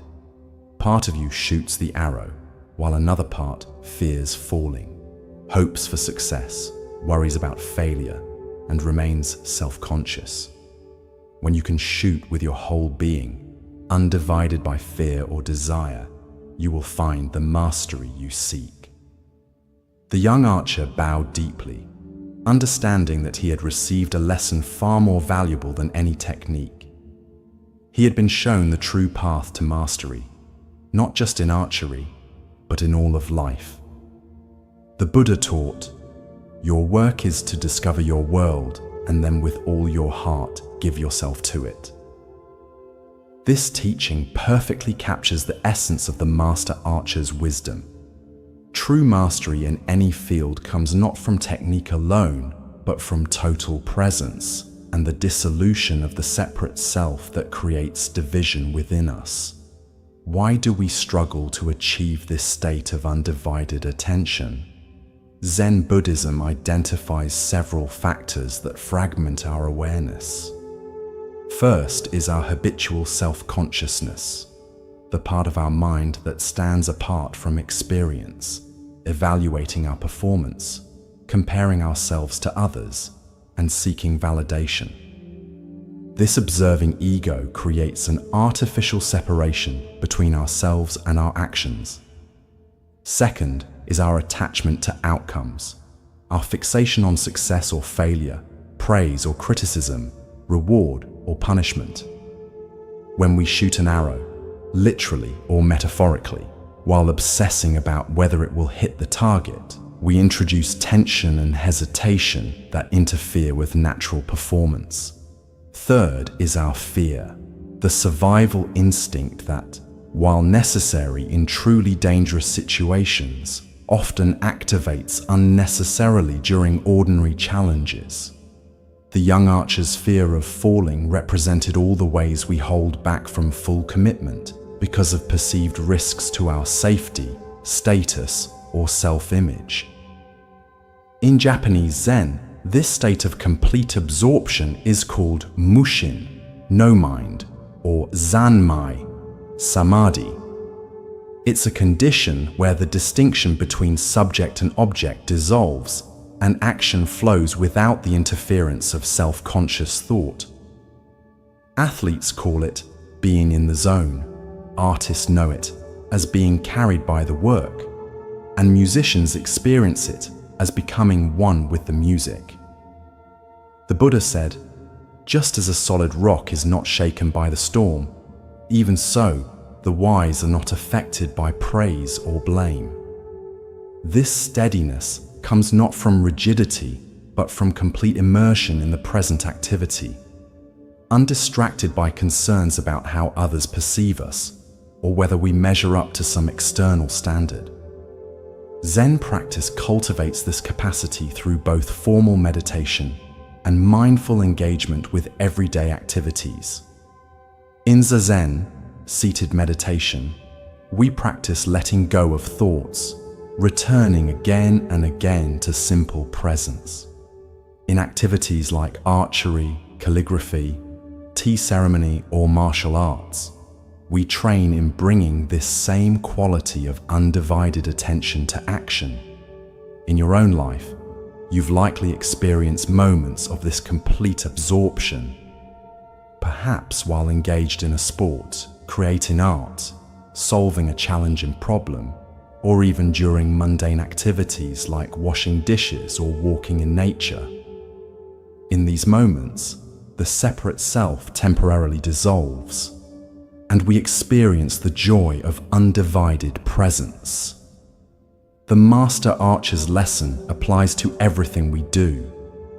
Whether you're having a conversation, working on a project, caring for a child, or preparing a meal, can you bring your whole being to the activity? Can you notice when you're divided, part of you present, while another part worries, plans, or judges? As the Buddha taught, there is no way to happiness. Happiness is the way. The satisfaction we seek is not in achieving results, but in the quality of presence we bring to each moment. Tonight, as you prepare for sleep, can you approach rest with the archer's undivided attention? Rather than trying to force sleep or worrying about getting enough rest, can you simply be with the experience of lying down, feeling the weight of your body on the bed, and following the natural rhythm of your breath? Remember the Buddha's words, "Peace comes from within. Do not seek it without." The tranquility you seek is available in the complete acceptance of this moment, just as it is.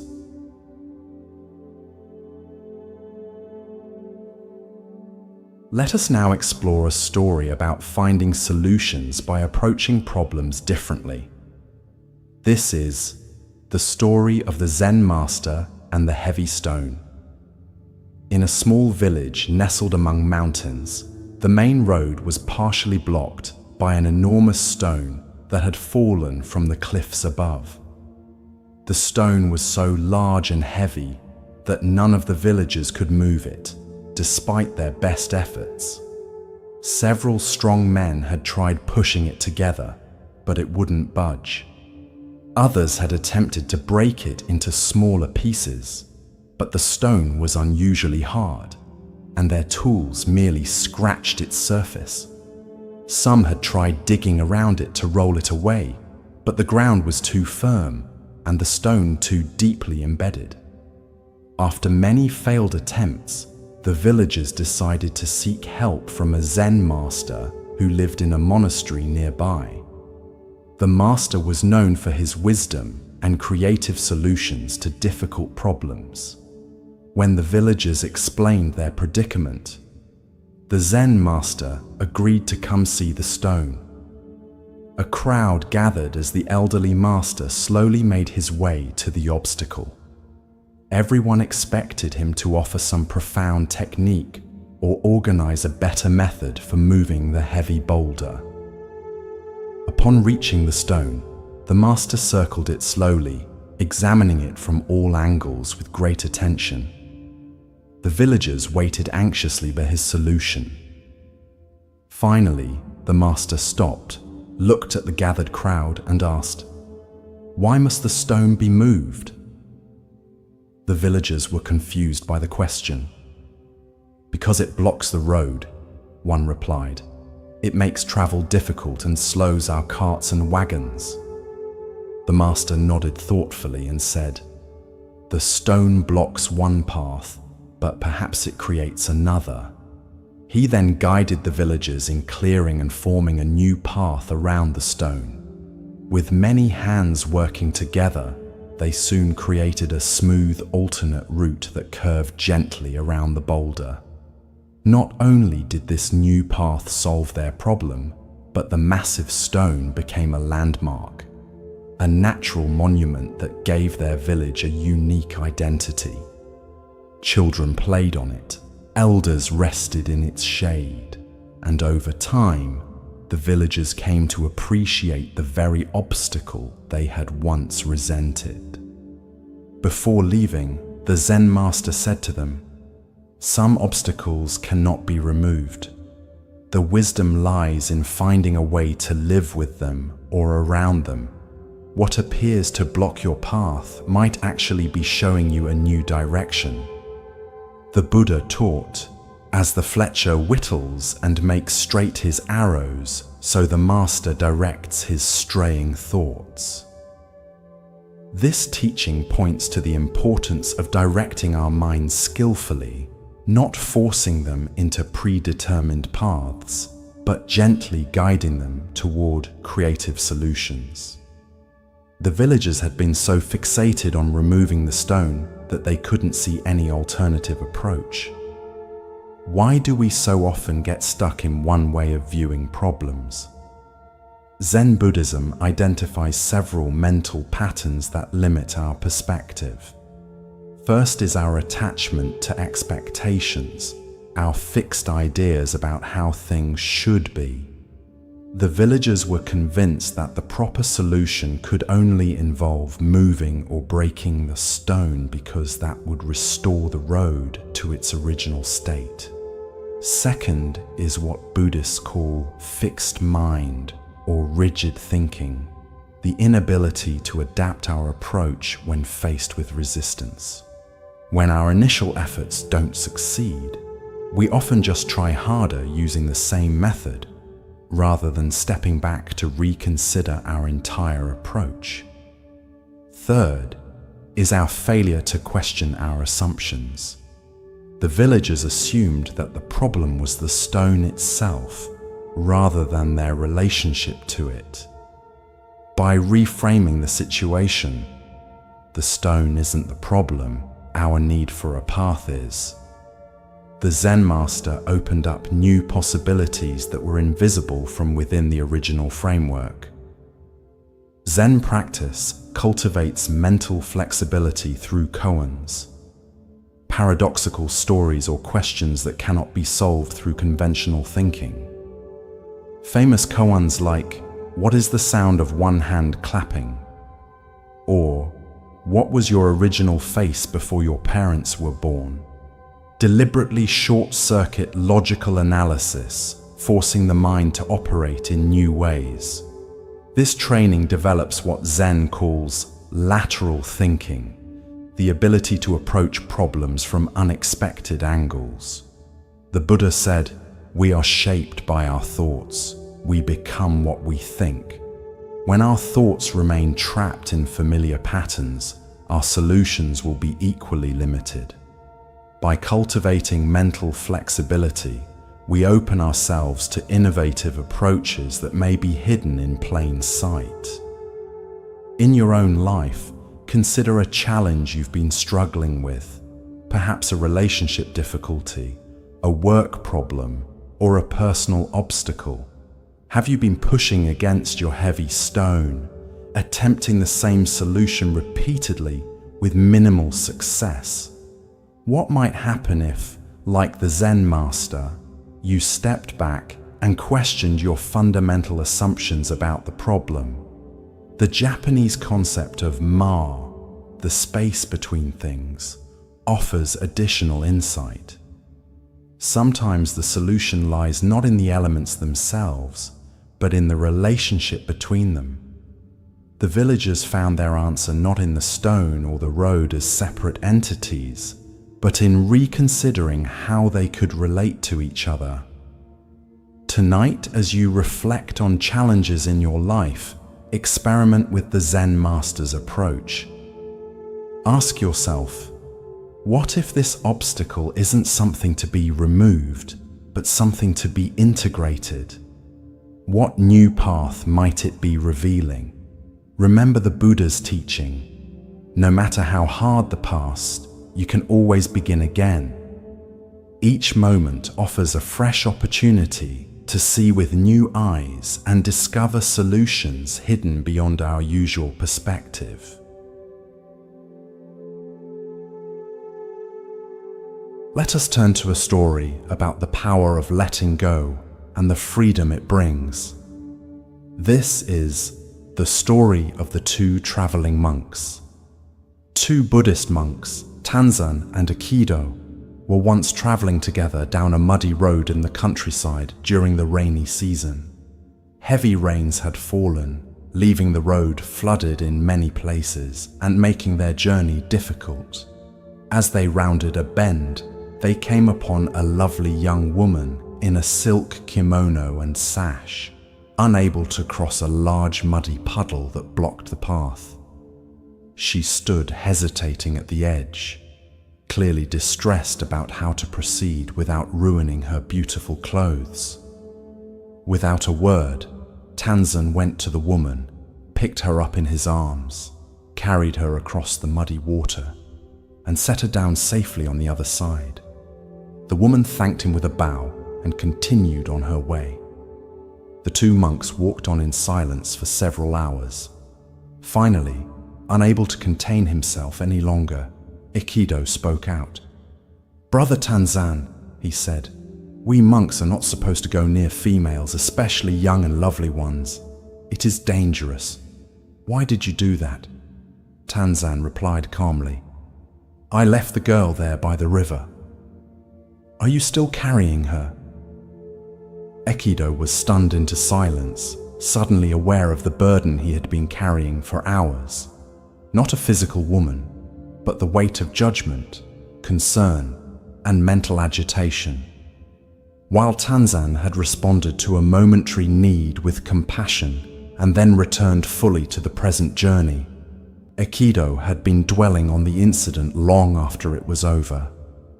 The Buddha taught, "Let go of the past, let go of the future, let go of the present, and cross over to the farther shore of existence." This teaching perfectly captures Tanzan's wisdom. He understood that true freedom comes not from rigid adherence to external rules, but from maintaining internal freedom, the ability to respond appropriately to each situation and then move on without lingering attachment.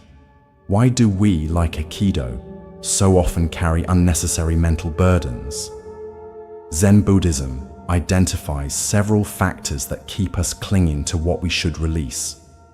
First is our tendency toward rumination, repeatedly thinking about past events we cannot change. This mental habit consumes energy that could be directed toward the present moment and often reinforces negative emotions like anger, guilt, or anxiety. Second is our attachment to rules over principles. Aikido was so focused on the letter of the monastic rule, avoiding contact with women, that he missed its spirit, cultivating purity of mind and intention. Tanzan, by contrast, understood that compassion sometimes requires breaking conventions, and that true purity lies in the absence of selfish desire, not in rigid rule-following. Third is what Buddhists call papanka, mental proliferation or elaboration. One thought leads to another and another, creating complex narratives that exist only in our minds. Aikido's initial observation led to hours of internal commentary about propriety, risk, and his companion's behavior, all unnecessary and self-created suffering. Zen practice trains us to recognize when we're carrying something that could be put down. Through meditation, we develop the capacity to observe our thoughts without being carried away by them. We learn to distinguish between helpful reflection and unhelpful rumination, and we cultivate the ability to return again and again to the simplicity and freedom of the present moment. The Buddha said, "In the end, only three things matter: how much you loved, how gently you lived, and how gracefully you let go of things not meant for you." This teaching invites us to consider what we might be carrying that no longer serves us: resentments from past injuries, anxiety about future uncertainties, or judgments about ourselves and others. In Japanese Zen, there is a concept called sesshin, which literally means touching the mind-heart. During intensive meditation retreats, practitioners have the opportunity to notice what they've been unnecessarily carrying and experience the lightness that comes from setting these burdens down. This letting go isn't about forgetting or denying our experiences, but about preventing them from becoming obstacles to living fully in the present. In your daily life, notice when you're carrying something long after the actual event has ended. Perhaps replaying a conversation, worrying about a mistake, or nurturing a grievance. Can you, like Tanzan, respond appropriately to what each moment requires and then return to the present without residue? The Buddha taught, happiness never decreases by being shared. Similarly, our peace of mind never decreases by letting go of what no longer needs to be carried. Tonight, as you prepare for rest, experiment with setting down whatever mental burdens you've been carrying throughout the day. Imagine placing each concern, each unresolved situation, each judgment or worry gently on the ground beside you. They will still be there in the morning if you need to pick them up again, but for now, feel the lightness and spaciousness that comes from traveling unburdened, even if just for the night. Remember Tanzan's wisdom. True freedom lies not in avoiding life's muddy waters, but in crossing them when necessary, and then continuing on your way with an uncluttered heart.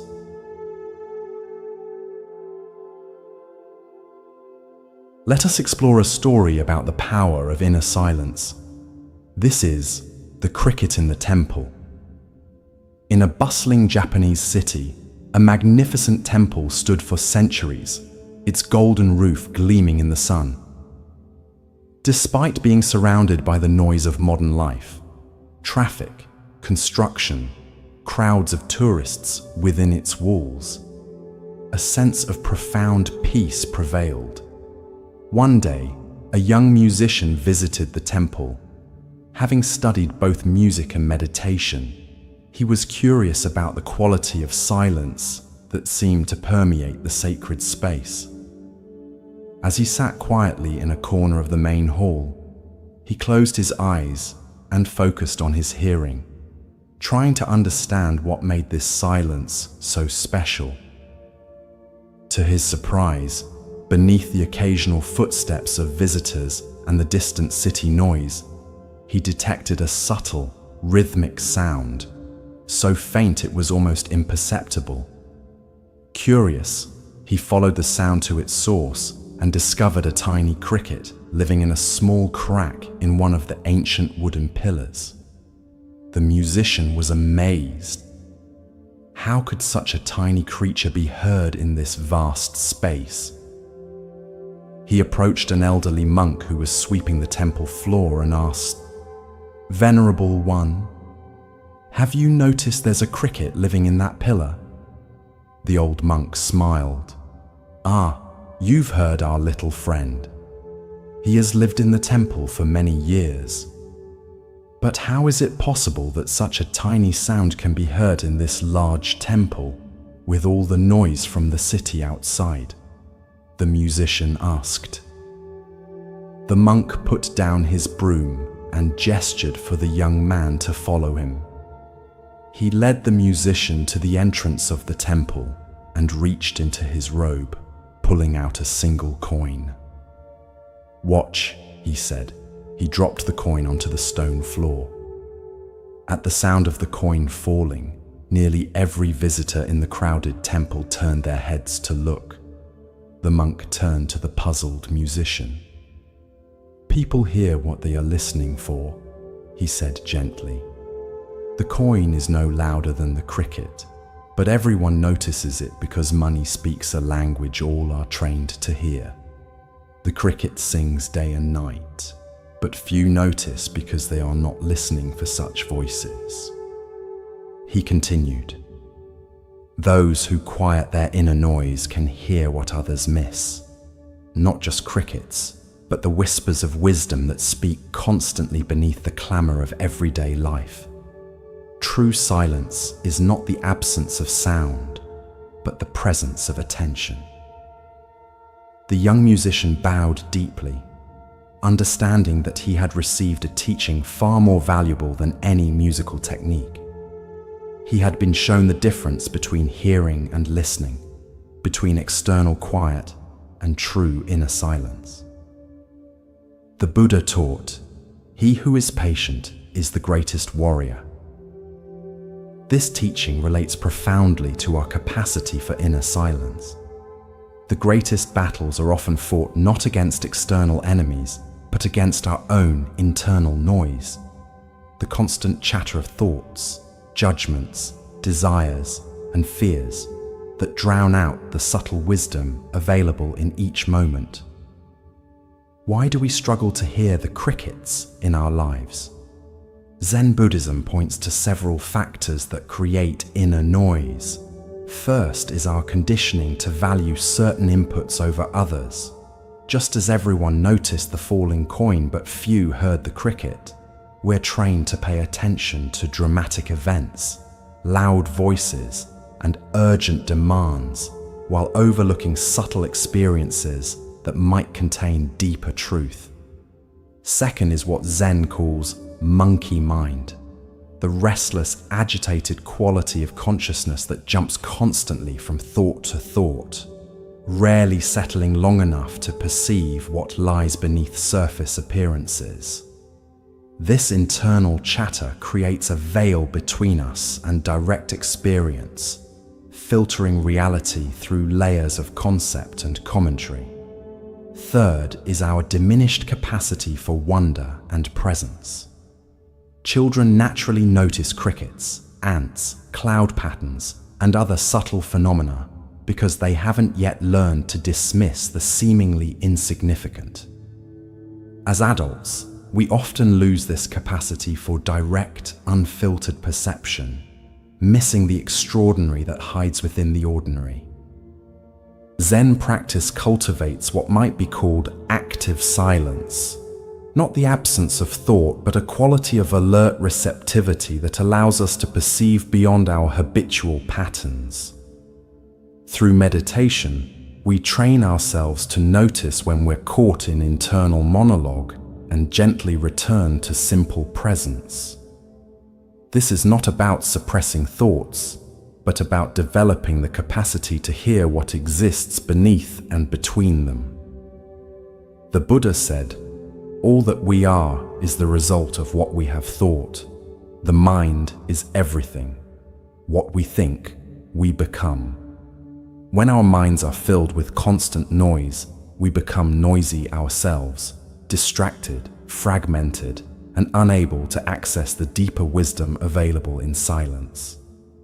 In Japanese aesthetics, there is a concept called ma, the meaningful pause or empty space that gives form to the whole.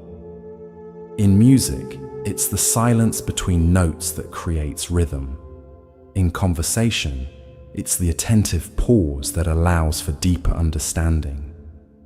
In life itself, it's the quiet moments of receptivity that often contain the most profound insights.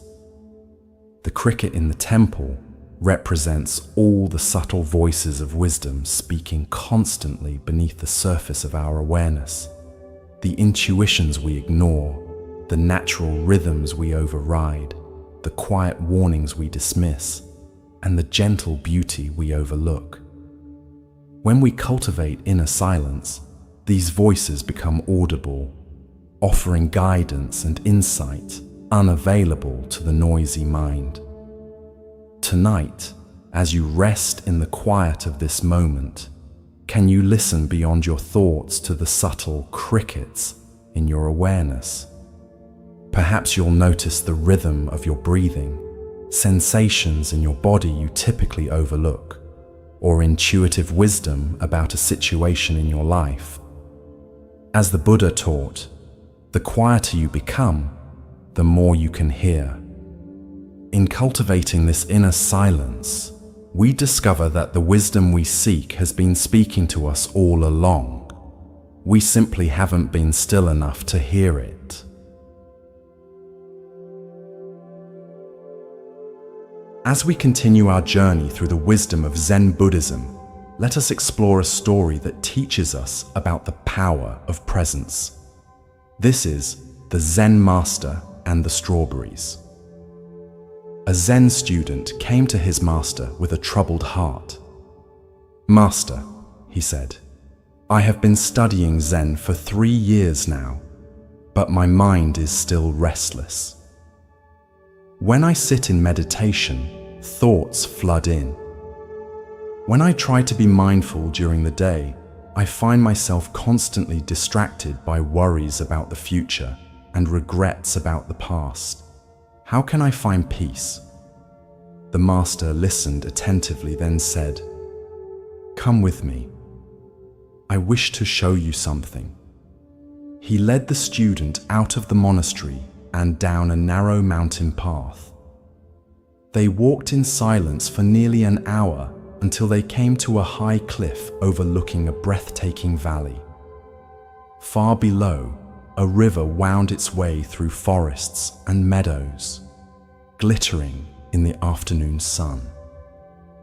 The master gestured for the student to sit near the edge of the cliff.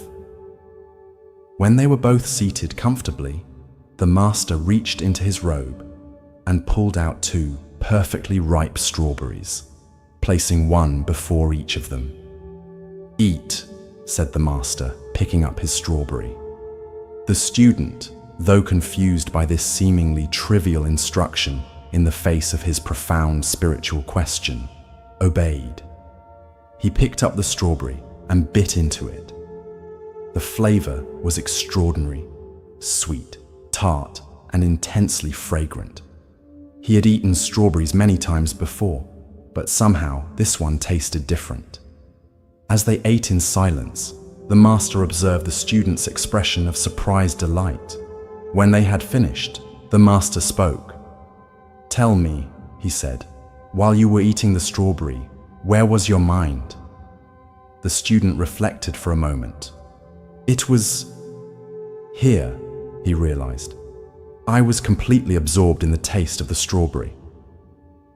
"And during those moments," the master continued, "were you troubled by thoughts of the past or future? Were you distracted by worries or regrets?" "No," the student said, understanding beginning to dawn. "There was only the strawberry." The master smiled. "This is the peace you seek. It is not found by eliminating thoughts or achieving some special state. It is found in complete presence with whatever is right in front of you. Whether it's a strawberry, a breath, a task, or even a difficult emotion, when you are fully present, past and future cannot touch you. They exist only in thought, and when thought dissolves into pure experience, peace naturally emerges. But, the student protested, the strawberry was easy to be present with because it was pleasant. What about when I face something difficult or painful? An excellent question, nodded the master. The practice is the same, though indeed more challenging. Whether facing a strawberry or a snake, joy or sorrow, praise or blame, presence is always available. The nature of what you face changes, but the quality of awareness you bring to it need not change. This is the great freedom of Zen practice. The student bowed deeply, grateful for the teaching. From that day forward, he approached his practice differently. Rather than struggling to eliminate thoughts or achieve a peaceful state, he focused on bringing complete presence to each moment, each activity, each breath, finding, to his surprise, that the peace he had been seeking had been available all along in the most ordinary experiences of his life. The Buddha taught, "Do not dwell in the past, do not dream of the future, concentrate the mind on the present moment." This teaching points to the direct path to peace, not through escaping our current experience, but through fully inhabiting it. The strawberry represents any ordinary moment that, when met with complete presence, reveals itself as extraordinary. Why do we struggle so persistently with being present? Zen Buddhism identifies several patterns that pull us away from the now. First is our habitual time traveling, the mind's tendency to constantly swing between past and future, reviewing what has happened or anticipating what might occur. This mental movement is so constant that we barely notice it, yet it continuously removes us from direct experience. Second is our evaluation system, the mind's automatic sorting of experience into categories of pleasant, unpleasant, desirable, undesirable, important, unimportant. This constant evaluation creates a subtle resistance to what is actually happening, as we mentally reach for what we prefer and push away what we don't. Third is our search for special experiences, the belief that peace or happiness must come in a particular package with specific qualities that differ from our ordinary life. This misunderstanding leads us to overlook the profound beauty and completeness available in simple moments, like tasting a strawberry. The Japanese concept of ichigo ichi-e, one time, one meeting, captures the preciousness of each unrepeatable moment. It reminds us that this particular experience, this breath, this sensation, this interaction will never occur exactly the same way again. When we truly understand this, presence becomes not a practice, but an inevitability, as we naturally want to show up completely for the unique gift of each moment. Zen practice trains this capacity for presence through both formal meditation and everyday activities. In Zazen, seated meditation, we repeatedly notice when the mind has wandered and gently return to the simplicity of breath and posture. In daily life, activities like walking, eating, cleaning, or working become opportunities to practice the same return to presence. The Buddha said, "The secret of health for both mind and body is not to mourn for the past, worry about the future, or anticipate troubles, but to live in the present moment wisely and earnestly." This wisdom reminds us that presence is not merely a spiritual practice, but the foundation of well-being in all dimensions of life. Tonight, as you rest, can you bring the quality of strawberry eating presence to the experience of preparing for sleep? Can you feel the weight and texture of your body against the bed, the rhythm of your breathing, the gradual relaxation of your muscles? As the Buddha taught, wherever you are, be there totally. In this complete presence lies the peace that has been available all along, waiting only for our full attention to reveal itself. Let us now turn to a story about clearing away the obstacles to our true nature. This is polishing the mirror. A young monk approached his Zen master after years of dedicated practice. Despite his sincere efforts in meditation and study, he felt that enlightenment remained elusive. "Master," he asked with frustration evident in his voice, "I've been practicing diligently for 7 years now. I follow all the precepts. I meditate faithfully every day. I study the sutras with dedication. Yet I feel no closer to enlightenment than when I began. What am I doing wrong?" The old master looked at the monk with compassion. Instead of answering directly, he led the young man to a storage room at the back of the monastery. There, covered in dust and hidden behind piles of scrolls and ceremonial implements, sat an ancient mirror. Once beautiful and reflective, its surface was now completely obscured by years of dust, grime, and oxidation. "Do you see this mirror?" the master asked. "Yes," replied the monk, somewhat confused by the apparently irrelevant question. "Was this mirror created by the dust that covers it?" The monk frowned. "No, of course not. The mirror exists independent of the dust. The dust merely covers what is already there. And if someone wished to see their reflection in this mirror, what would they need to do?" The master continued. "They would need to clean it to remove the dust and polish the surface," the monk answered, beginning to sense where the teaching was leading. The master nodded and handed the young monk a soft cloth. "Please clean this mirror." Day after day, the monk worked on cleaning the ancient mirror. The accumulated grime of decades didn't yield easily. He tried different methods: water, oil, fine ash, special polishing compounds. Gradually, with patient, persistent effort, the mirror's surface began to emerge. After many weeks of dedicated work, the mirror was completely restored, its surface now gleaming and perfectly reflective. When the work was complete, the master came to inspect it. Looking at the brilliantly polished mirror, he asked, "Did your efforts create the mirror's reflective nature?" "No," the monk replied. "The mirror always possessed the ability to reflect. My cleaning simply removed what was obscuring this inherent quality." "So it is with your Buddha nature," the master explained gently. "Enlightenment is not something you achieve or create through your practice. Your true nature, clear, luminous, and perfectly reflective of reality, has been present from the beginning.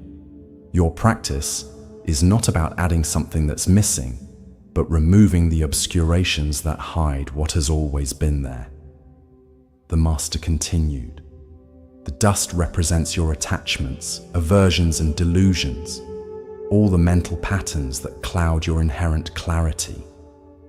Meditation, precepts, and study are like the cloth you use to polish the mirror. They don't create enlightenment. They reveal what has always been your original face." With this understanding, the young monk's approach to practice transformed completely.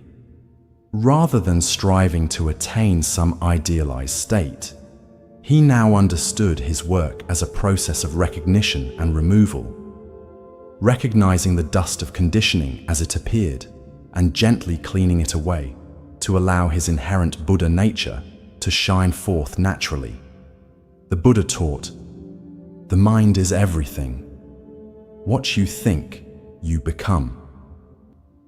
This teaching points to the powerful way our thoughts and mental patterns can either obscure or reveal our true nature. Like dust on a mirror, our conditioned patterns of thinking and perceiving cover the clear awareness that is our birthright. Why does the dust accumulate so persistently? Zen Buddhism identifies several factors that contribute to this obscuration. First is what Buddhists call ignorance, avidya, not a lack of intelligence, but a fundamental misunderstanding of our true nature.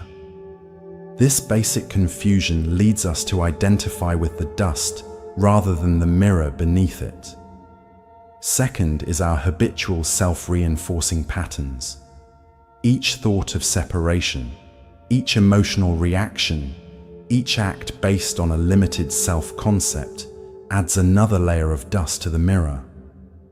These patterns build upon each other, creating what seems like an impenetrable coating over our natural clarity.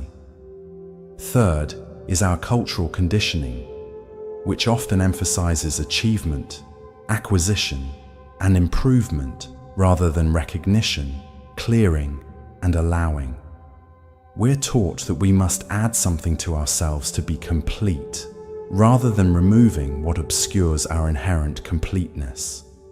The Japanese term sesshin literally means touching the mind-heart, which beautifully captures the practice of removing dust from the mirror. In touching our mind-heart directly, we contact what has always been present beneath the obscurations, our Buddha nature, our original face before our parents were born. Zen practice is fundamentally a cleaning process. Meditation trains us to recognize thoughts, emotions, and sensations as they arise without being carried away by them. Ethical precepts help us avoid creating more dust through harmful actions. Wisdom teachings point us back to our true nature, encouraging us to look beneath the surface of appearance to the clear mirror that reflects it all. The Buddha said, "What we are today comes from our thoughts of yesterday, and our present thoughts build our life of tomorrow. Our life is the creation of our mind." This teaching reminds us that the dust is not permanent. It can be cleaned away through aware attention to our present thoughts and actions. In your daily life, notice when the mirror of your awareness becomes clouded by stress, worry, judgment, or reactivity. Rather than fighting against these states or being consumed by them, can you recognize them as temporary dust on your inherent clarity? The Buddha taught, "Nothing is permanent. Everything is subject to change. Being is always becoming." This impermanence applies not only to external conditions, but to our internal states as well, including the dust that seems to obscure our clear nature. Tonight, as you prepare for rest, imagine the day's accumulated dust of thoughts, emotions, and experiences gently being wiped away, revealing the clear, reflective surface of your inherent awareness. As the Buddha said, "Look within, thou art the Buddha." The pristine mirror of your true nature has been present all along, waiting only for the patient, loving work of clearing away what obscures it.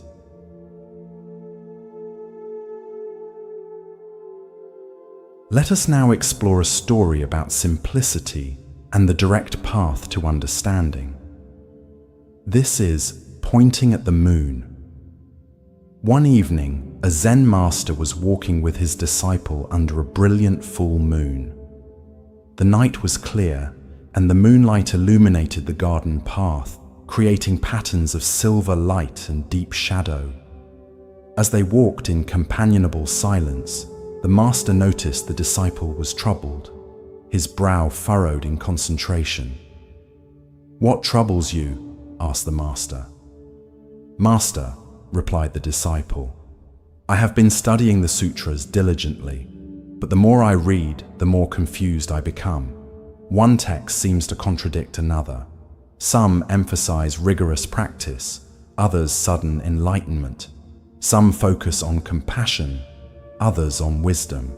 I can't unify all these teachings into a coherent understanding."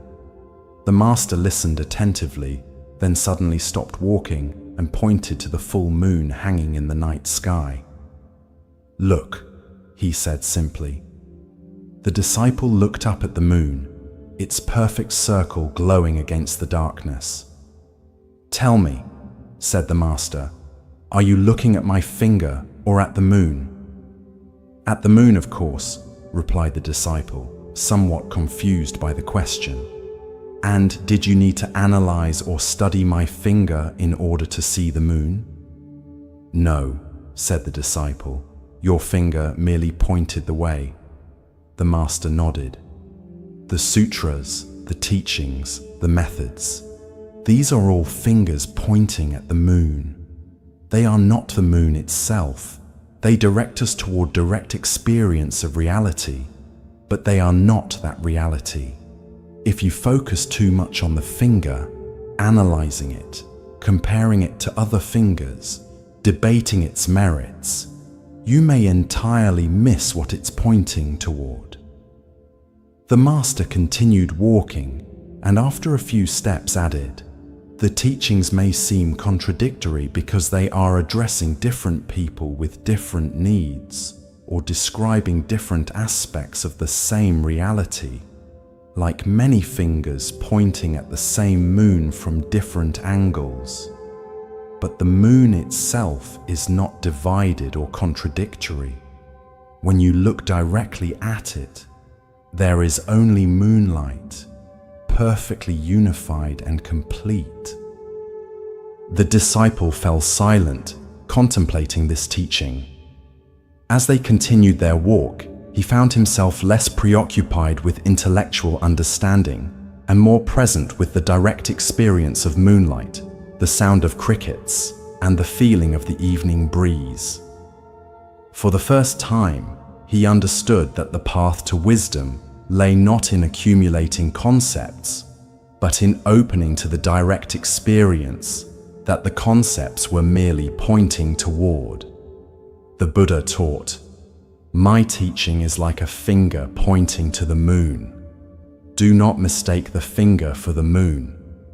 This profound instruction warns against the human tendency to become attached to spiritual teachings, rather than allowing them to guide us toward direct experience of reality. Why do we so readily confuse the finger for the moon? Zen Buddhism identifies several factors that lead to this common confusion. First is our deeply ingrained habit of conceptual thinking. From early childhood, we're trained to understand the world through concepts, categories, and abstractions. This conceptual overlay becomes so pervasive that we often mistake our mental maps for the territory they represent. Second is our cultural conditioning toward knowledge acquisition rather than experiential wisdom. Particularly in educational systems, we're rewarded for gathering and organizing information rather than for direct insight or embodied understanding. This conditioning carries over into spiritual practice, where we may unconsciously approach enlightenment as another form of knowledge to acquire. Third is the comfort of the known versus the uncertainty of direct experience. Concepts, theories, and doctrines provide a sense of security and control. They can be grasped, organized, and possessed by the mind. Direct experience, by contrast, often brings us face to face with the vast unknown, the groundless ground of being that transcends our conceptual frameworks. The Japanese term shikantaza means just sitting and represents the essence of Zen's direct approach. Rather than engaging with concepts about reality, we simply sit. allowing direct experience to reveal itself without interference from our categorizing mind. This practice embodies the spirit of looking at the moon rather than analyzing the finger. In Zen, even teachings about non-attachment to teachings can become a finger mistaken for the moon. This is why Zen often employs paradox, silence, or unexpected actions to disrupt our conceptual thinking and point directly to experience beyond words. The master who holds up a flower, the teacher who gives a shout, the sudden sound of a stick striking the floor. These all serve to jolt us out of conceptual understanding into direct perception. The Buddha said, "If you light a lamp for someone else, it will also brighten your path." This teaching reminds us that the finger of doctrine exists to illuminate our way, not to become an object of attachment.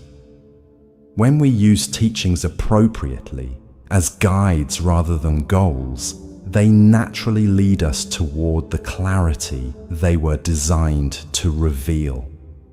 In your own spiritual or personal development journey, notice when you might be focusing more on fingers than moons. Perhaps you find yourself debating theoretical aspects of a teaching while missing its practical application, or collecting spiritual concepts and insights without allowing them to transform your direct lived experience, or comparing different paths and methods rather than walking the one before you with full presence. Tonight, as you rest in awareness, can you let go of all concepts about relaxation, sleep, or even these stories you're hearing? Can you move beyond the fingers of instruction to the moon of direct experience? As the Buddha taught, the whole path of mindfulness is this: whatever you are doing, be aware of it. This simple pointing is all we need if we look where it's directing us rather than fixating on the pointer itself.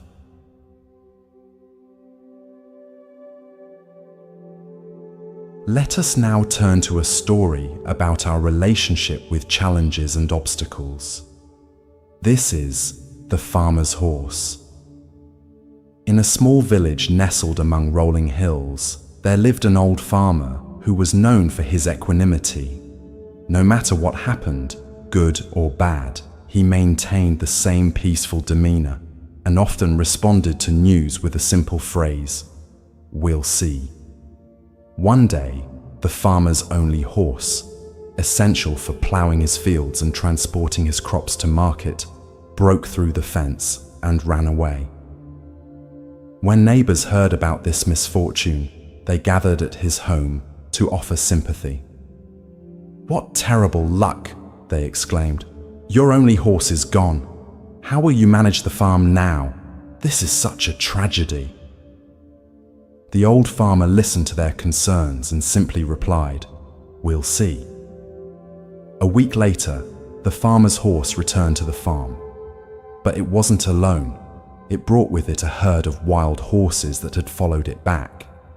Now the farmer, who had owned just one horse, suddenly had a dozen magnificent animals in his corral.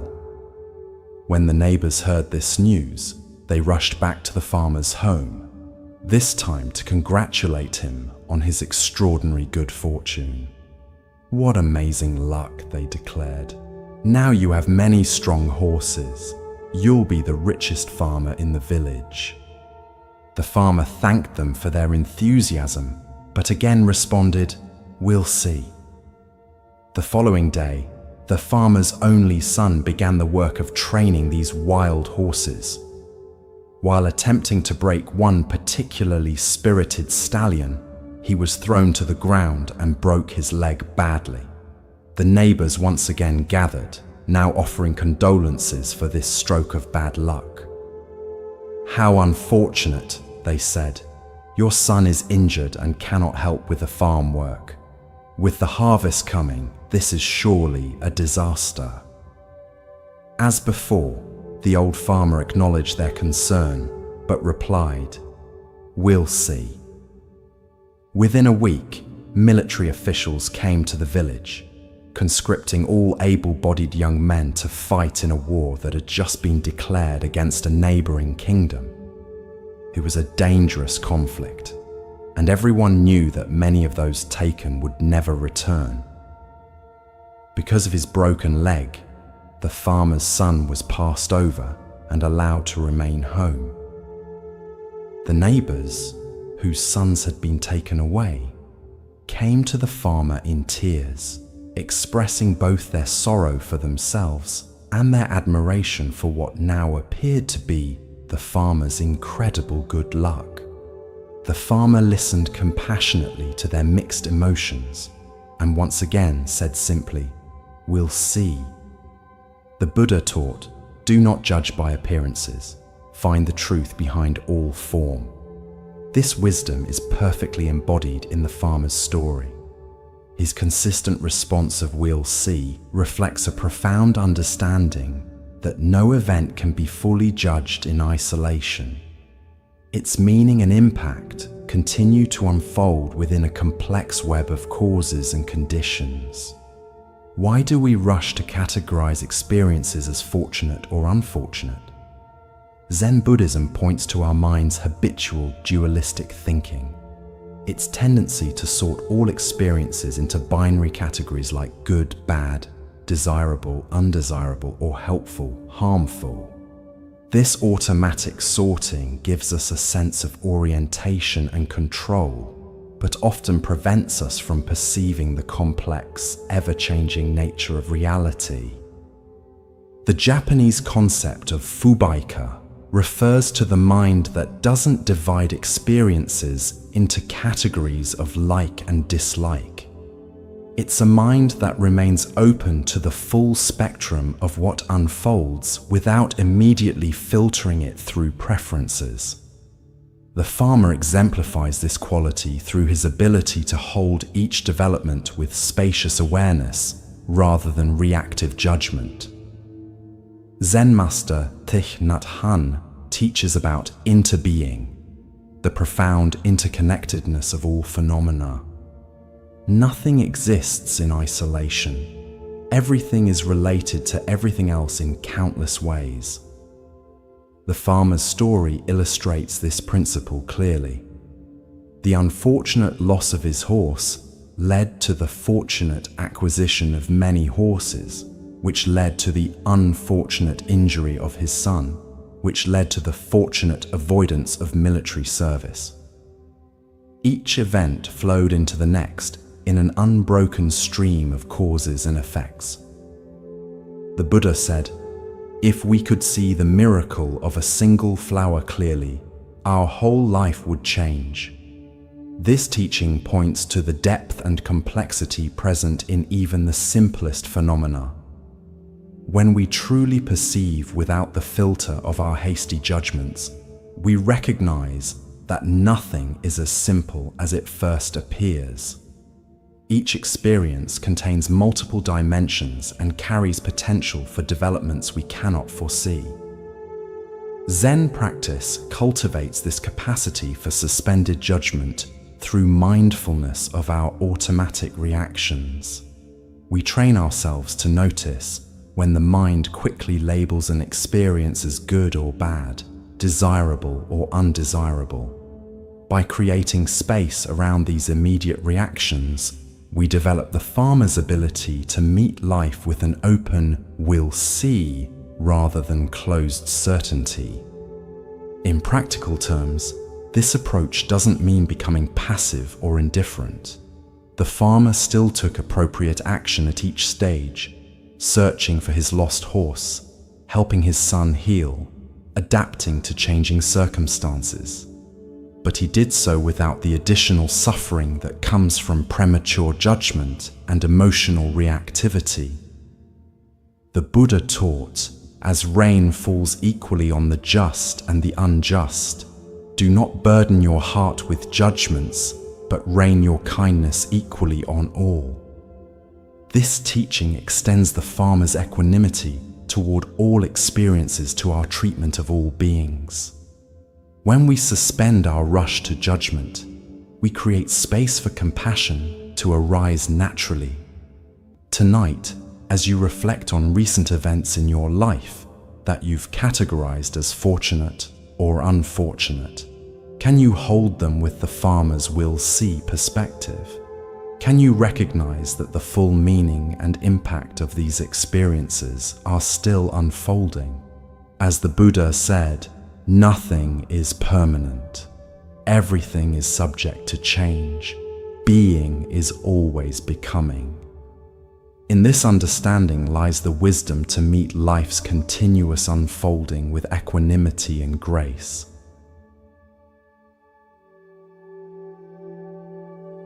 Let us now explore a story about the nature of true wisdom. This is The Cup of Tea. A university professor renowned for his scholarly knowledge of philosophy and religion once visited a Zen master. The professor had studied Zen texts extensively and had written several academic papers on the subject. He was curious to meet a living master of the tradition, but was also eager to demonstrate his own understanding.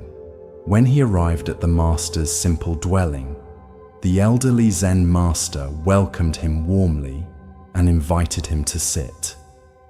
Before beginning their discussion, the master suggested they have tea. The professor nodded, expecting that after the customary tea, he would have the opportunity to engage in a deep philosophical conversation. As the master prepared the tea with deliberate, mindful movements, the professor began expounding his understanding of Zen. He quoted various scriptures, analyzed different schools of thought, and compared Zen with other philosophical traditions. He spoke at length, demonstrating his extensive knowledge, while the master listened in silence. When the water was hot, the master placed a cup before the professor and began to pour the tea. The professor, still talking, paused briefly to acknowledge the tea and continued his discourse. The master poured until the cup was full, but then continued pouring. Tea spilled over the rim, across the table, and into the professor's lap. "Stop!" cried the professor, jumping up. "The cup is already full. No more will go in." The Zen master stopped pouring and looked directly at the professor. "Like this cup," he said, "you are full of your own opinions and speculations. How can I show you Zen unless you first empty your cup?" The professor was stunned into silence. In that moment, he realized that all his knowledge about Zen had become a barrier to understanding Zen itself. His cup was so full of concepts, theories, and second-hand information that there was no room for direct experience or fresh insight. Humbled, the professor bowed to the master.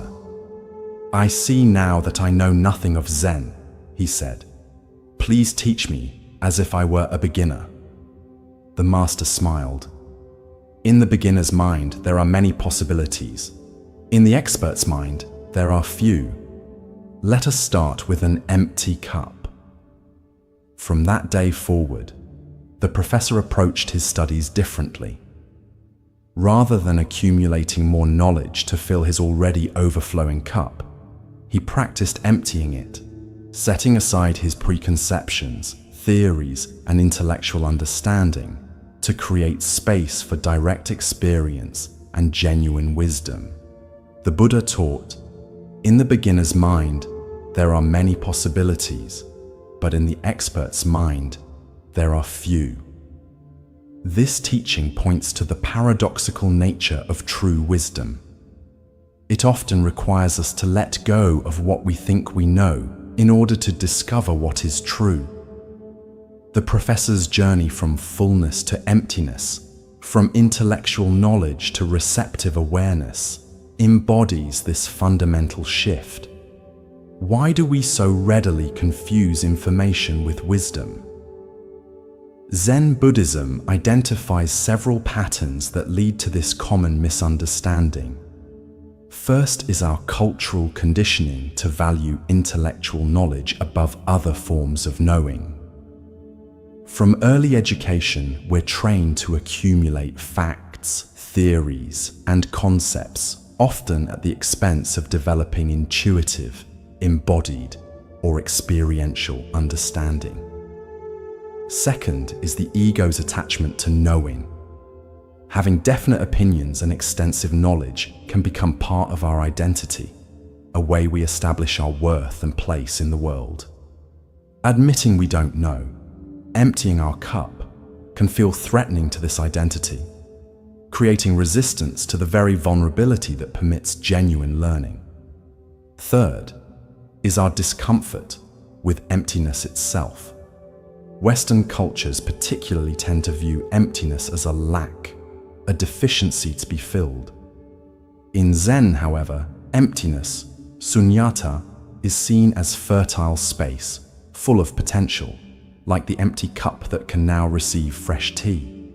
The Japanese term mushin, no mind, describes a state of readiness and receptivity that comes from letting go of fixed ideas and preconceptions. It doesn't mean being thoughtless, but rather holding thoughts lightly, without attachment, creating space for inspiration and insight to emerge naturally from emptiness. Zen practice cultivates this empty cup quality through various means. Meditation trains us to recognize when we're caught in concepts and to gently return to direct experience. Beginner's mind, Shoshin, invites us to approach each situation with fresh eyes, as if encountering it for the first time. And the tradition's emphasis on direct transmission beyond words points us toward understanding that cannot be contained in intellectual knowledge alone. The Buddha said, "To know and not to act is not yet to know." This teaching highlights the difference between intellectual understanding and embodied wisdom. True knowing transforms how we live, not just how we think. Until knowledge affects our actions and way of being, it remains mere information, tea that never actually enters the cup. In your own learning journey, notice when your cup might be too full to receive anything new. Perhaps you approach a conversation already knowing what the other person will say. Or you read a book filtering everything through your existing beliefs. Or you meet a challenge assuming you already understand it based on past experiences. These full cup moments prevent fresh insight and genuine growth. Tonight, as you rest in awareness, experiment with emptying your cup. Let go of what you think you know about relaxation, about yourself, about these teachings. Create space for direct experience to reveal itself beyond your concepts and expectations. As the Buddha taught, empty your boat of water. It will go lightly and swiftly. Similarly, when we empty our minds of fixed ideas and preconceptions, we move through life with greater ease, receptivity, and wisdom. Let us now turn to a story about perspective and the limitations of judgment. This is The Gate of Paradise. There once was a samurai warrior who was known throughout the land for his exceptional skill and unwavering dedication to the samurai code of honor. After years of loyal service to his lord, fighting many battles and gaining great renown, the samurai began to be troubled by deeper questions about life, death, and the ultimate meaning of his martial path. Having heard of a wise Zen master living in a remote mountain temple, the samurai decided to make the journey to seek answers to his questions. After many days of difficult travel, he finally arrived at the temple gate. The master, an elderly monk of small stature and simple appearance, came out to greet him. The samurai bowed slightly and introduced himself, listing his many accomplishments and titles with pride. Then he asked, "Master, I have come to inquire about heaven and hell. Can you tell me about these realms?" The Zen master looked up at the imposing warrior and suddenly burst into mocking laughter. "You call yourself a samurai," he said derisively. "Look at you. You're nothing but a posturing fool in a costume. What lord would want such a ridiculous figure guarding him? You'd better run along and stop wasting my time with your childish questions." Upon hearing these words, the samurai's face flushed with rage. His pride deeply wounded, he reached for his sword and drew it with lightning speed, raising it above his head to strike down the insolent monk. At that precise moment, with the blade poised in the air, the master looked calmly into the warrior's eyes and said softly, "That is the gate of hell." The samurai froze. In a flash of insight, he understood what the master had done, deliberately provoking him to demonstrate how quickly pride, anger, and violence could arise, creating a hell realm in his own mind. Humbled by this realization, the samurai slowly lowered his sword and sheathed it, bowing deeply to the master in gratitude for the profound teaching. As he straightened from his bow, the master looked at him with gentle eyes and said, "And that is the gate of paradise." In that moment, the samurai understood that heaven and hell were not distant realms to be entered after death, but states created by his own mind in each moment through his choices, reactions, and awareness. The Buddha taught, "What we are today comes from our thoughts of yesterday, and our present thoughts build our life of tomorrow. Our life is the creation of our mind." This teaching illuminates the central insight of the samurai's experience, that states of suffering and freedom are generated from within through our reactions to circumstances rather than imposed from without. Why do we so readily create our own hell realms? Zen Buddhism identifies several habitual patterns that lead to this creation. First is our reactivity, the almost automatic way we respond to triggers with fixed patterns of emotion and behavior. The samurai's instant shift from pride to rage exemplifies this reactivity, showing how quickly a perceived insult can generate intense suffering. Second is our identification with self-image, our attachment to how we see ourselves and how we believe others should see us. The samurai's self-concept as an honorable, respected warrior made him vulnerable to the master's deliberate provocation. When this image was threatened, hell appeared immediately in the form of violent rage. Third is our disconnect from awareness, the way we lose touch with our observing consciousness when overcome by strong emotions. In his anger, the samurai temporarily forgot his deeper questions and spiritual aspirations, becoming completely identified with his reactive self. The Japanese concept of Fudo-shin, immovable mind, describes a quality of equanimity that remains steady regardless of external provocations or circumstances. This is not rigid suppression of emotion, but rather a centered awareness that allows emotions to arise without being controlled by them. The samurai glimpsed this quality when he lowered his sword, stepping back from reactivity into conscious choice. Zen practice cultivates this awareness through various means. Meditation trains us to observe our reactions arising without immediately acting on them.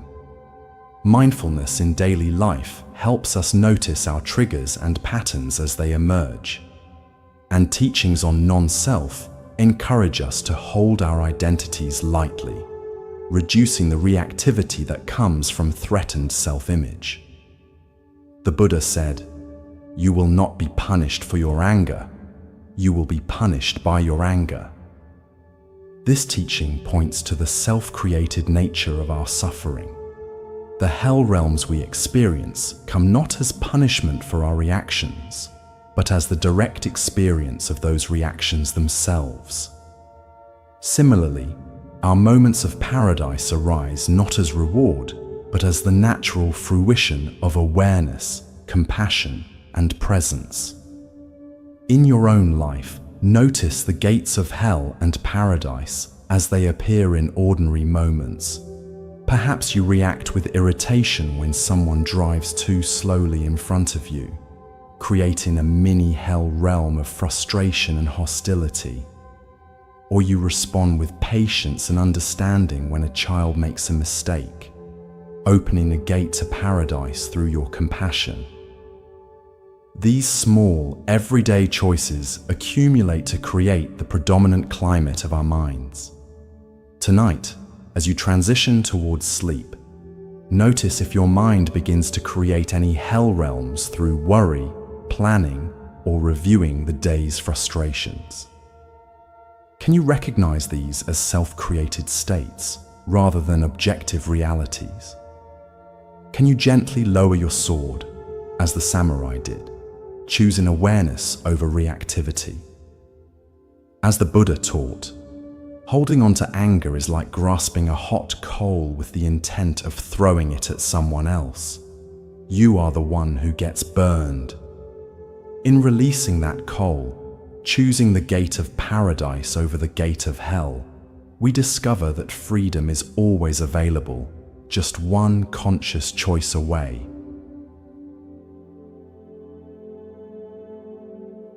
Let us explore a story about finding wisdom through direct experience rather than external seeking. This is Ryokan's moon. In ancient Japan, there lived a Zen monk named Ryokan, who were known for his simple lifestyle and profound wisdom. He lived alone in a small hut on the mountainside, with few possessions and no luxuries. Yet despite this apparent poverty, his face always reflected a deep contentment and joy that many wealthier people envied. One evening, a thief broke into Ryokan's hut, only to find there was nothing of value to steal. Ryokan was meditating in the corner and heard the intruder searching through his few belongings. Recognizing what was happening, Ryokan spoke gently without turning around. "You have come a long way to visit me," he said, "and you should not return empty-handed. Please take my clothes as a gift." The thief was startled by this unexpected response, but took the monk's tattered robe and quickly fled the hut, confused by the strange encounter. Ryokan sat naked, watching through the window as the thief disappeared into the night. Looking up at the full moon illuminating the landscape, he sighed and said softly, "Poor fellow. I wish I could have given him this beautiful moon." This simple story reveals a profound truth about the nature of true wealth and the source of genuine happiness. While the thief sought material treasures, Ryokan had discovered something far more valuable: the capacity to appreciate the beauty of the moon, the richness of the present moment, and the freedom that comes from non-attachment to possessions. The Buddha taught, "Let us rise up and be thankful, for if we didn't learn a lot today, at least we learned a little. And if we didn't learn a little, at least we didn't get sick. And if we got sick, at least we didn't die. So, let us all be thankful." This teaching reflects Ryokan's perspective, finding contentment not in external acquisitions, but in the appreciation of what is already present and available. Why do we so often search for happiness in the wrong places? Zen Buddhism identifies several factors that lead us astray in our pursuit of fulfillment.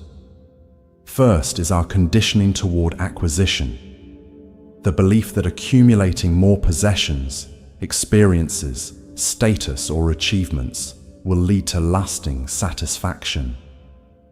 This belief, reinforced by consumer culture, keeps us endlessly seeking outward instead of discovering the richness available within. Second is our failure to distinguish between pleasure and happiness. Pleasure comes from obtaining what we desire, but it's inevitably temporary and often followed by renewed craving. True happiness, by contrast, arises from our relationship to what is already present, our capacity to appreciate, engage, and find meaning regardless of external circumstances. Third is our overlooking of ordinary wonders. Like the thief who couldn't see the moon's beauty, we often miss the extraordinary gifts freely available in each moment. The miracle of breath, the beauty of nature, the warmth of connection, the capacity for awareness itself. Blinded by our fixation on what's lacking, we fail to notice the abundance that surrounds us. The Japanese concept of wabi-sabi embodies Ryokan's perspective, finding beauty in simplicity, imperfection, and natural processes rather than luxury, flawlessness, or permanence. This aesthetic values the weathered, the authentic, and the humble over the polished, impressive, or extravagant.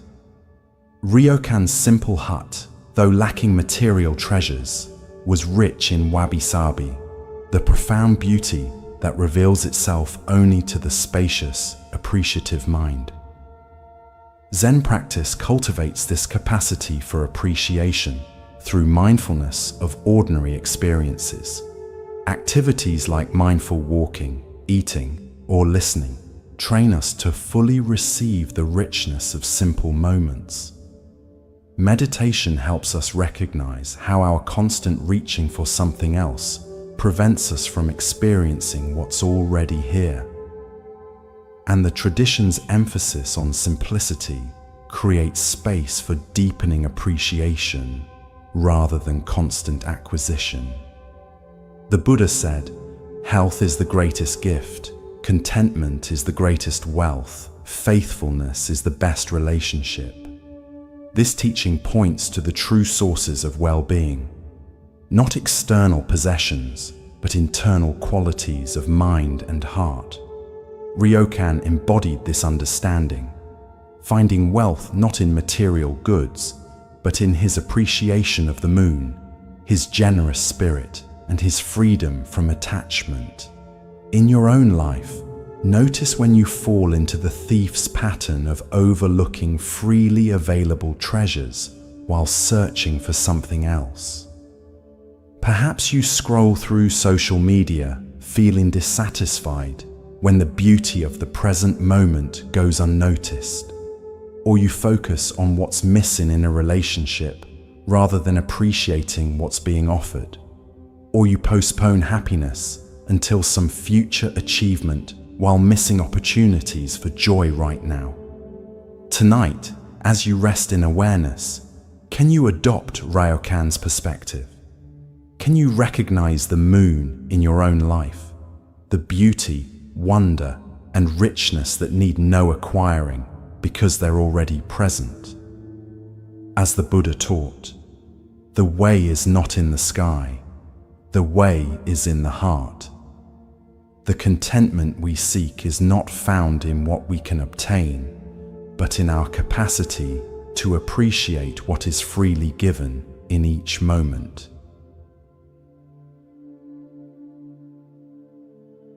Let us now turn to a story about finding our true path.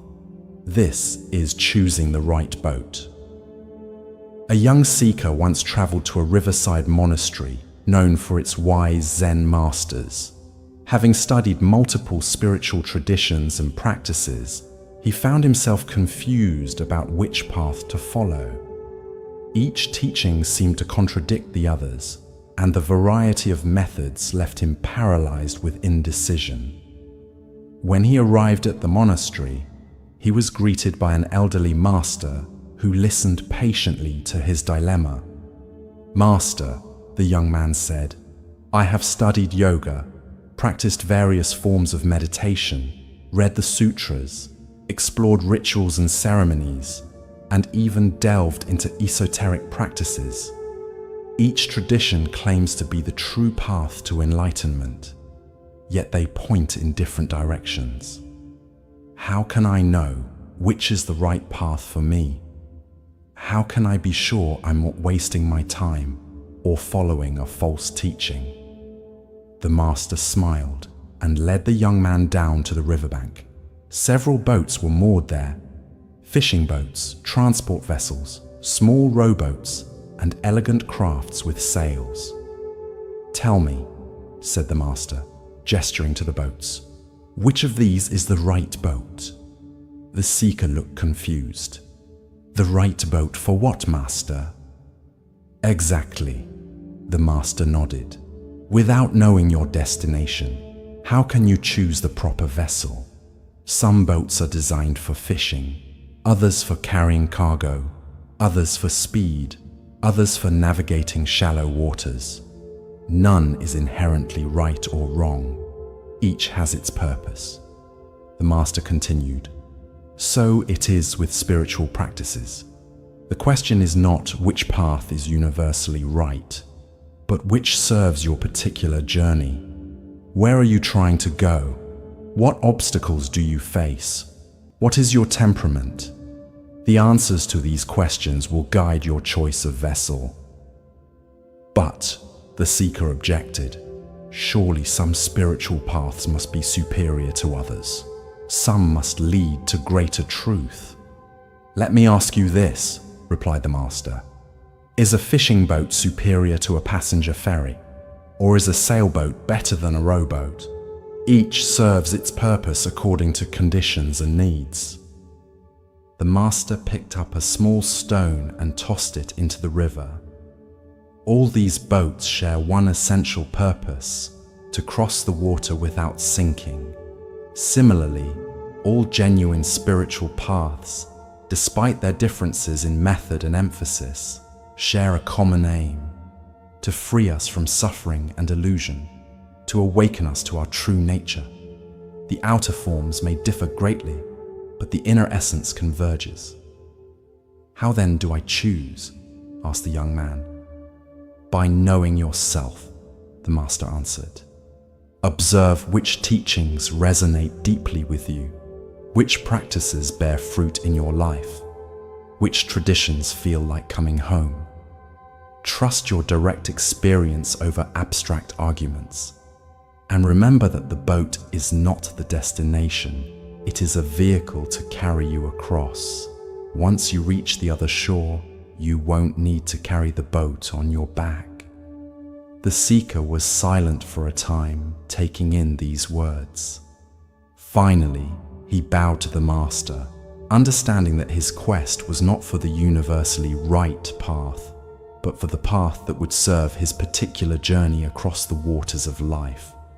The Buddha taught, "I teach one thing and one thing only: suffering and the end of suffering." This teaching points to the pragmatic heart of spiritual practice, its effectiveness in liberating us from unnecessary anguish and awakening us to greater freedom and compassion.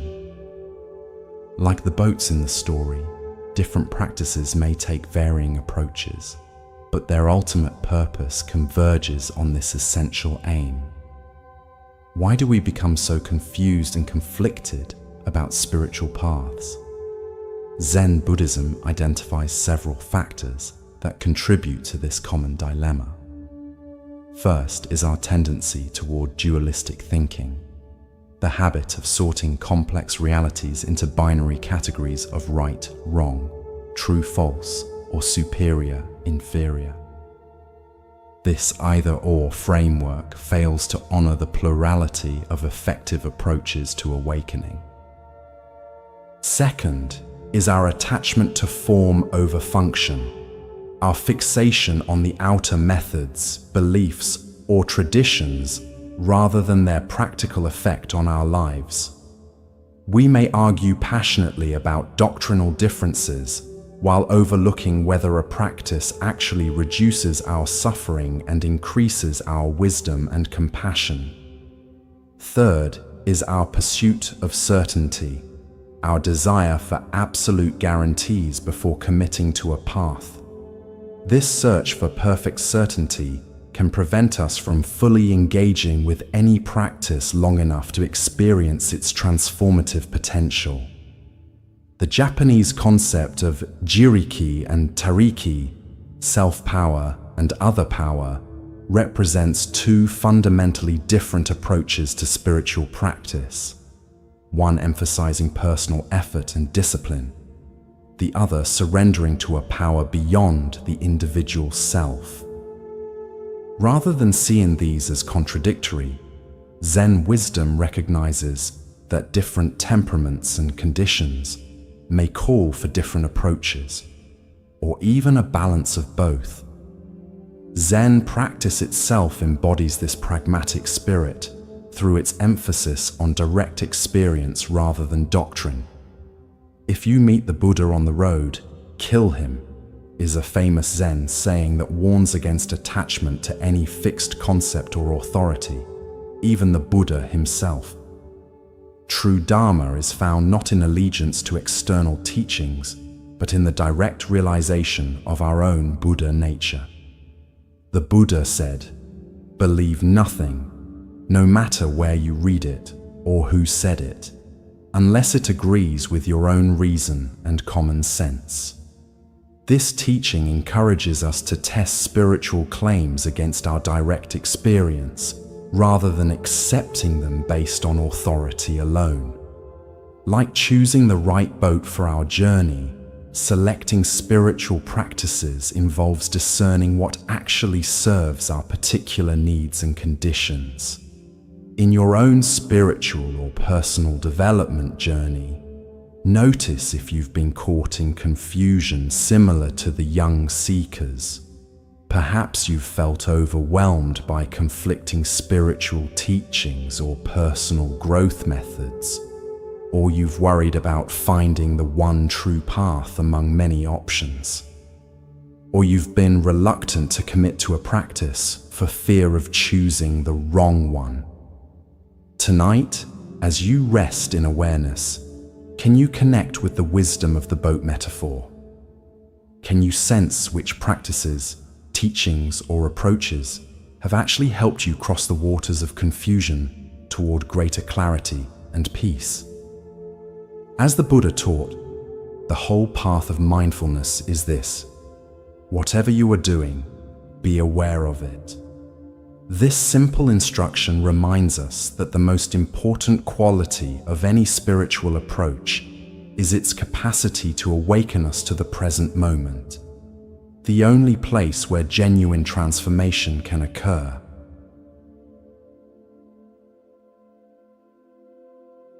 Let us explore a story about the nature of true understanding. This is The Sound of One Hand. Hakuin was a renowned Zen master who lived in Japan during the Edo period.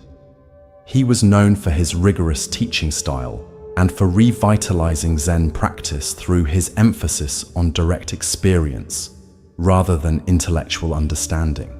Among the many koans, paradoxical questions or statements used in Zen training, that Hakuin employed, his most famous was remarkably simple. What is the sound of one hand? One day, an earnest young monk came to study with Hakuin. After a period of preliminary training, Hakuin assigned him this koan. "You must discover the sound of one hand," the master instructed. "Until you do, you will understand nothing of Zen." The monk bowed and retreated to meditate on this perplexing question. After a few days, he returned to Hakuin's quarters for sanzen, private interview. "Master," he said, "I believe I have the answer. The sound of one hand is the sound of water flowing in a stream." Hakuin shook his head. "No, keep working." The monk returned to his meditation. A week later he came back. "Master, I have it now. The sound of one hand is the sound of wind moving through pine needles." "No," Hakuin replied. "That is still the sound of something. Go deeper." Again and again the monk returned with various answers: the cry of a bird, the rustle of leaves, the distant temple bell. Each time, Hakuin rejected his response and sent him back to continue his inquiry. After months of intensive practice, the monk's understanding began to shift. He stopped trying to find a clever answer and instead allowed the question to penetrate deeper, beyond his conceptual mind. One morning, as he sat in meditation, something broke open within him. He rushed to Hakuin's quarters. When Hakuin asked, "What is the sound of one hand?" the monk responded not with words, but with presence, a direct, immediate demonstration that transcended conceptual understanding. Hakuin smiled and nodded, recognizing that the monk had finally moved beyond seeking answers to experiencing the question itself as a gateway to direct realization. The Buddha taught, "The finger pointing to the moon is not the moon." This teaching highlights the distinction between conceptual understanding, which points toward truth, and direct realization, which is truth itself. The monk's journey from intellectual answers to immediate experience reflects this fundamental shift. Why do we so persistently mistake concepts for reality? Zen Buddhism identifies several patterns that keep us trapped in conceptual understanding rather than direct experience. First is our educational conditioning, which trains us to believe that understanding comes primarily through thinking, analysis, and verbal formulation. This conditioning creates a bias toward intellectual comprehension at the expense of other ways of knowing.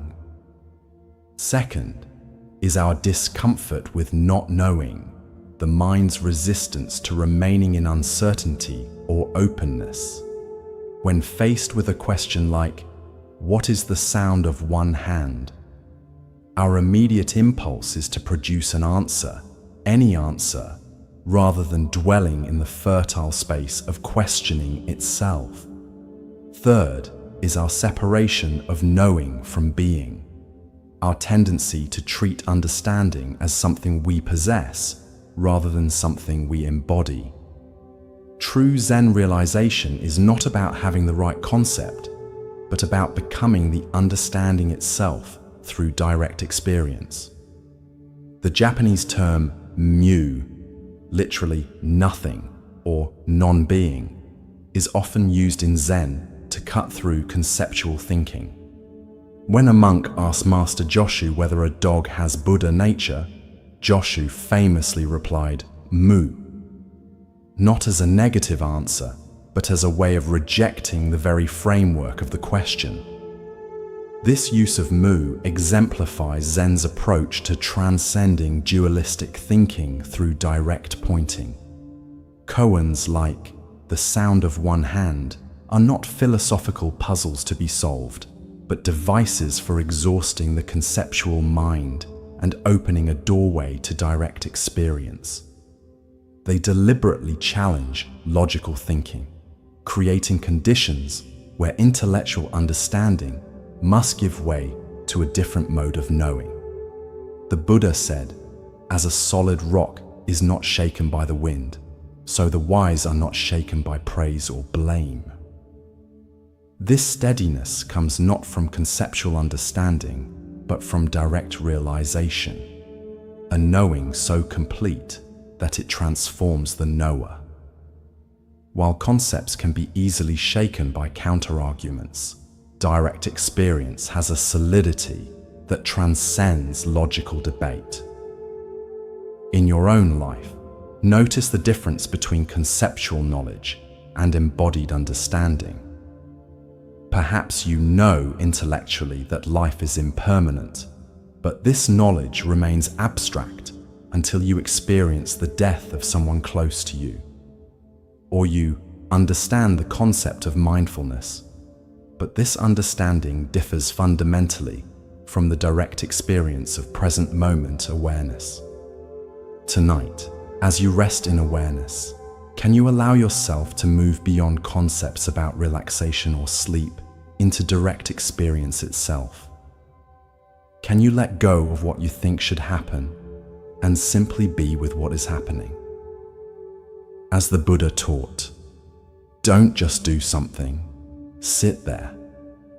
This instruction, which reverses our usual impulse toward activity, invites us into the direct experience that lies beyond our busy conceptualizing mind.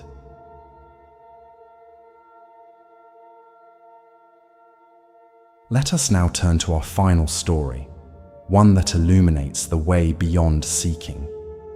This is the Sacred Mountain.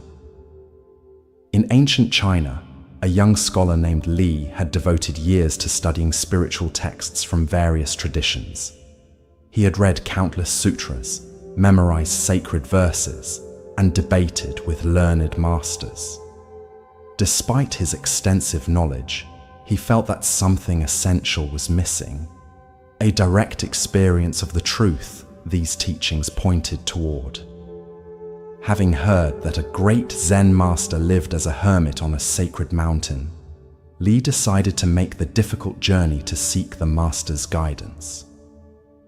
After many days of arduous travel through forests and up steep slopes, he finally reached the simple hut where the master lived. The old master welcomed him warmly and invited him to rest from his journey. After they had shared a simple meal, Li explained the purpose of his visit.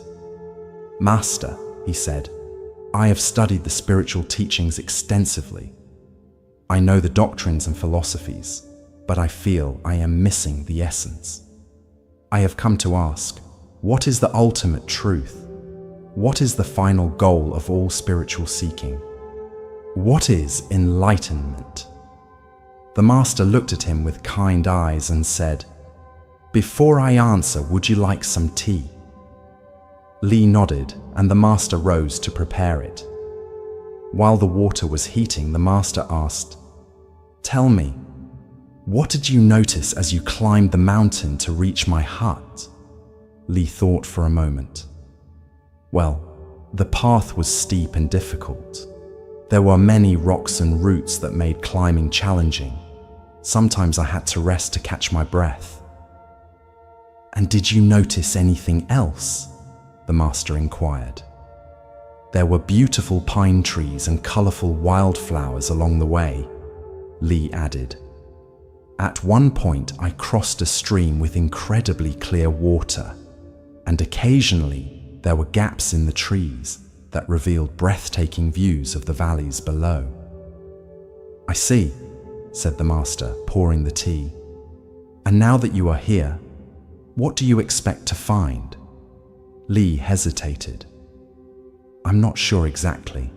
Some profound teaching or experience that will finally make everything clear.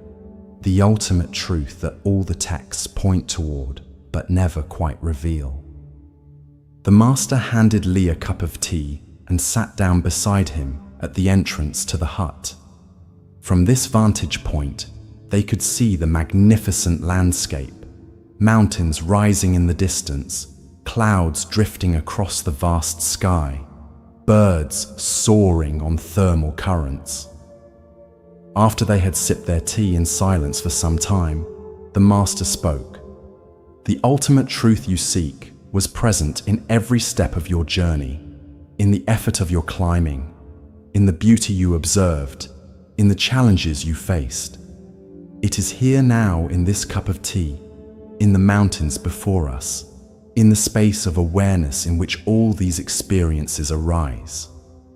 He continued, "There is nothing to attain beyond what is already present. Enlightenment is not some special state separate from your ordinary experience.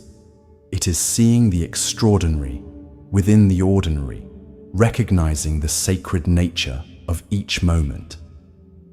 The master gestured toward the panorama before them. This mountain you call sacred is no more sacred than the ground where your home stands. These trees are no more special than those growing in your village. This moment is no different in its essential nature from every other moment of your life. Li looked confused. Then why did I need to make this difficult journey? Why do we study and practice at all? The master smiled.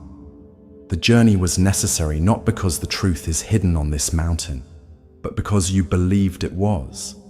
Sometimes we must exhaust our seeking before we can recognize what has never been absent. The spiritual path is not about finding what is missing, but about seeing what is already here.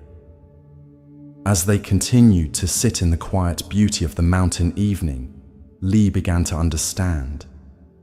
The truth he had been seeking was not hidden in esoteric teachings or special experiences, but in the direct, unfiltered encounter with life itself, just as it is in all its ordinary marvel.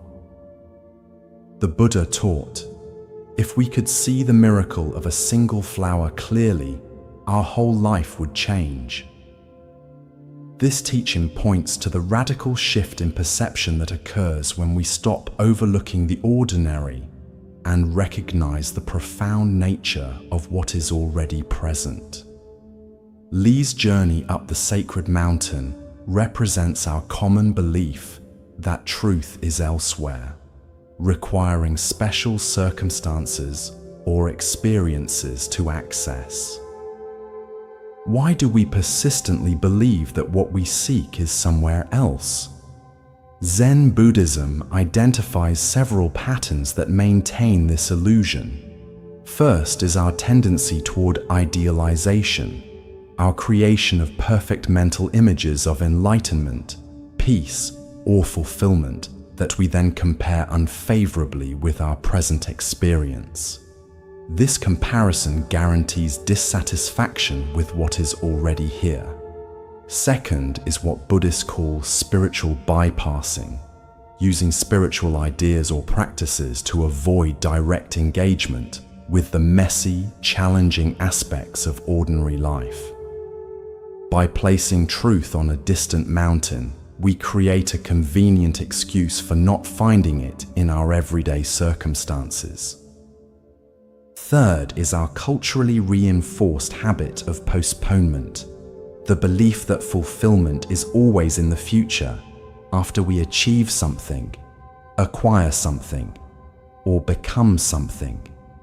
This habit prevents us from recognizing the completeness available in the present moment. The Japanese concept of shikantaza, just sitting, embodies the spirit of the master's teaching. This practice involves sitting without any goal or object of focus, neither seeking special experiences nor rejecting ordinary ones. It's a radical affirmation that this moment, exactly as it is, contains everything needed for awakening. Zen Master Dogen wrote, "If you cannot find the truth right where you are, where else do you expect to find it?" This teaching challenges our assumption that truth, peace, or enlightenment exists somewhere other than here, in a time other than now, or in an experience other than this. Like Li climbing the sacred mountain, we exhaust ourselves seeking elsewhere what has never been absent. The Buddha said, "It is in the nature of things that joy arises in a person free from remorse." This teaching points to the natural emergence of well-being when we stop creating division between where we are and where we think we should be. The cessation of seeking doesn't leave emptiness, but reveals the fullness that seeking obscured. In your own life, notice when you fall into the pattern of believing that what you seek is elsewhere. Perhaps you think peace will come after you resolve a particular problem. or that connection will feel more genuine with different people, or that life will finally be complete when certain conditions are met. Each of these beliefs creates a subtle rejection of the present, overlooking the sacred mountain where you already stand. Tonight, as we complete our journey through these stories, can you recognize that the peace you seek through listening is not separate from your present awareness? Can you feel how the wisdom in these tales is not distant, but immediately available in your direct experience? As the Buddha taught, peace comes from within. Do not seek it without. The ultimate truth is not hidden on a sacred mountain or in ancient texts, but in the miracle of ordinary awareness, the silent witness that has been present throughout our entire journey together. As we draw our time together to a close, let us reflect on the journey we've taken through these ancient stories of wisdom. Each tale has offered a unique facet of understanding, yet all point to the same essential truth, that peace, clarity, and awakening are available here and now, not in some distant future or special circumstance. The empty boat taught us to recognize when we're filling situations with assumed intentions. The monk and the tiger showed us how to find joy in the present moment despite challenges. The two arrows revealed how we can avoid adding suffering to inevitable pain. The mustard seed helped us understand the universal nature of loss and impermanence. The farmer and the horse demonstrated the wisdom of suspending judgment about life's changing circumstances. We learned from the Buddha and the angry man that we can choose whether to accept the negativity others offer. The monk with the teacup showed us how embracing impermanence allows for deeper appreciation. The Buddha and the robe taught us about true generosity.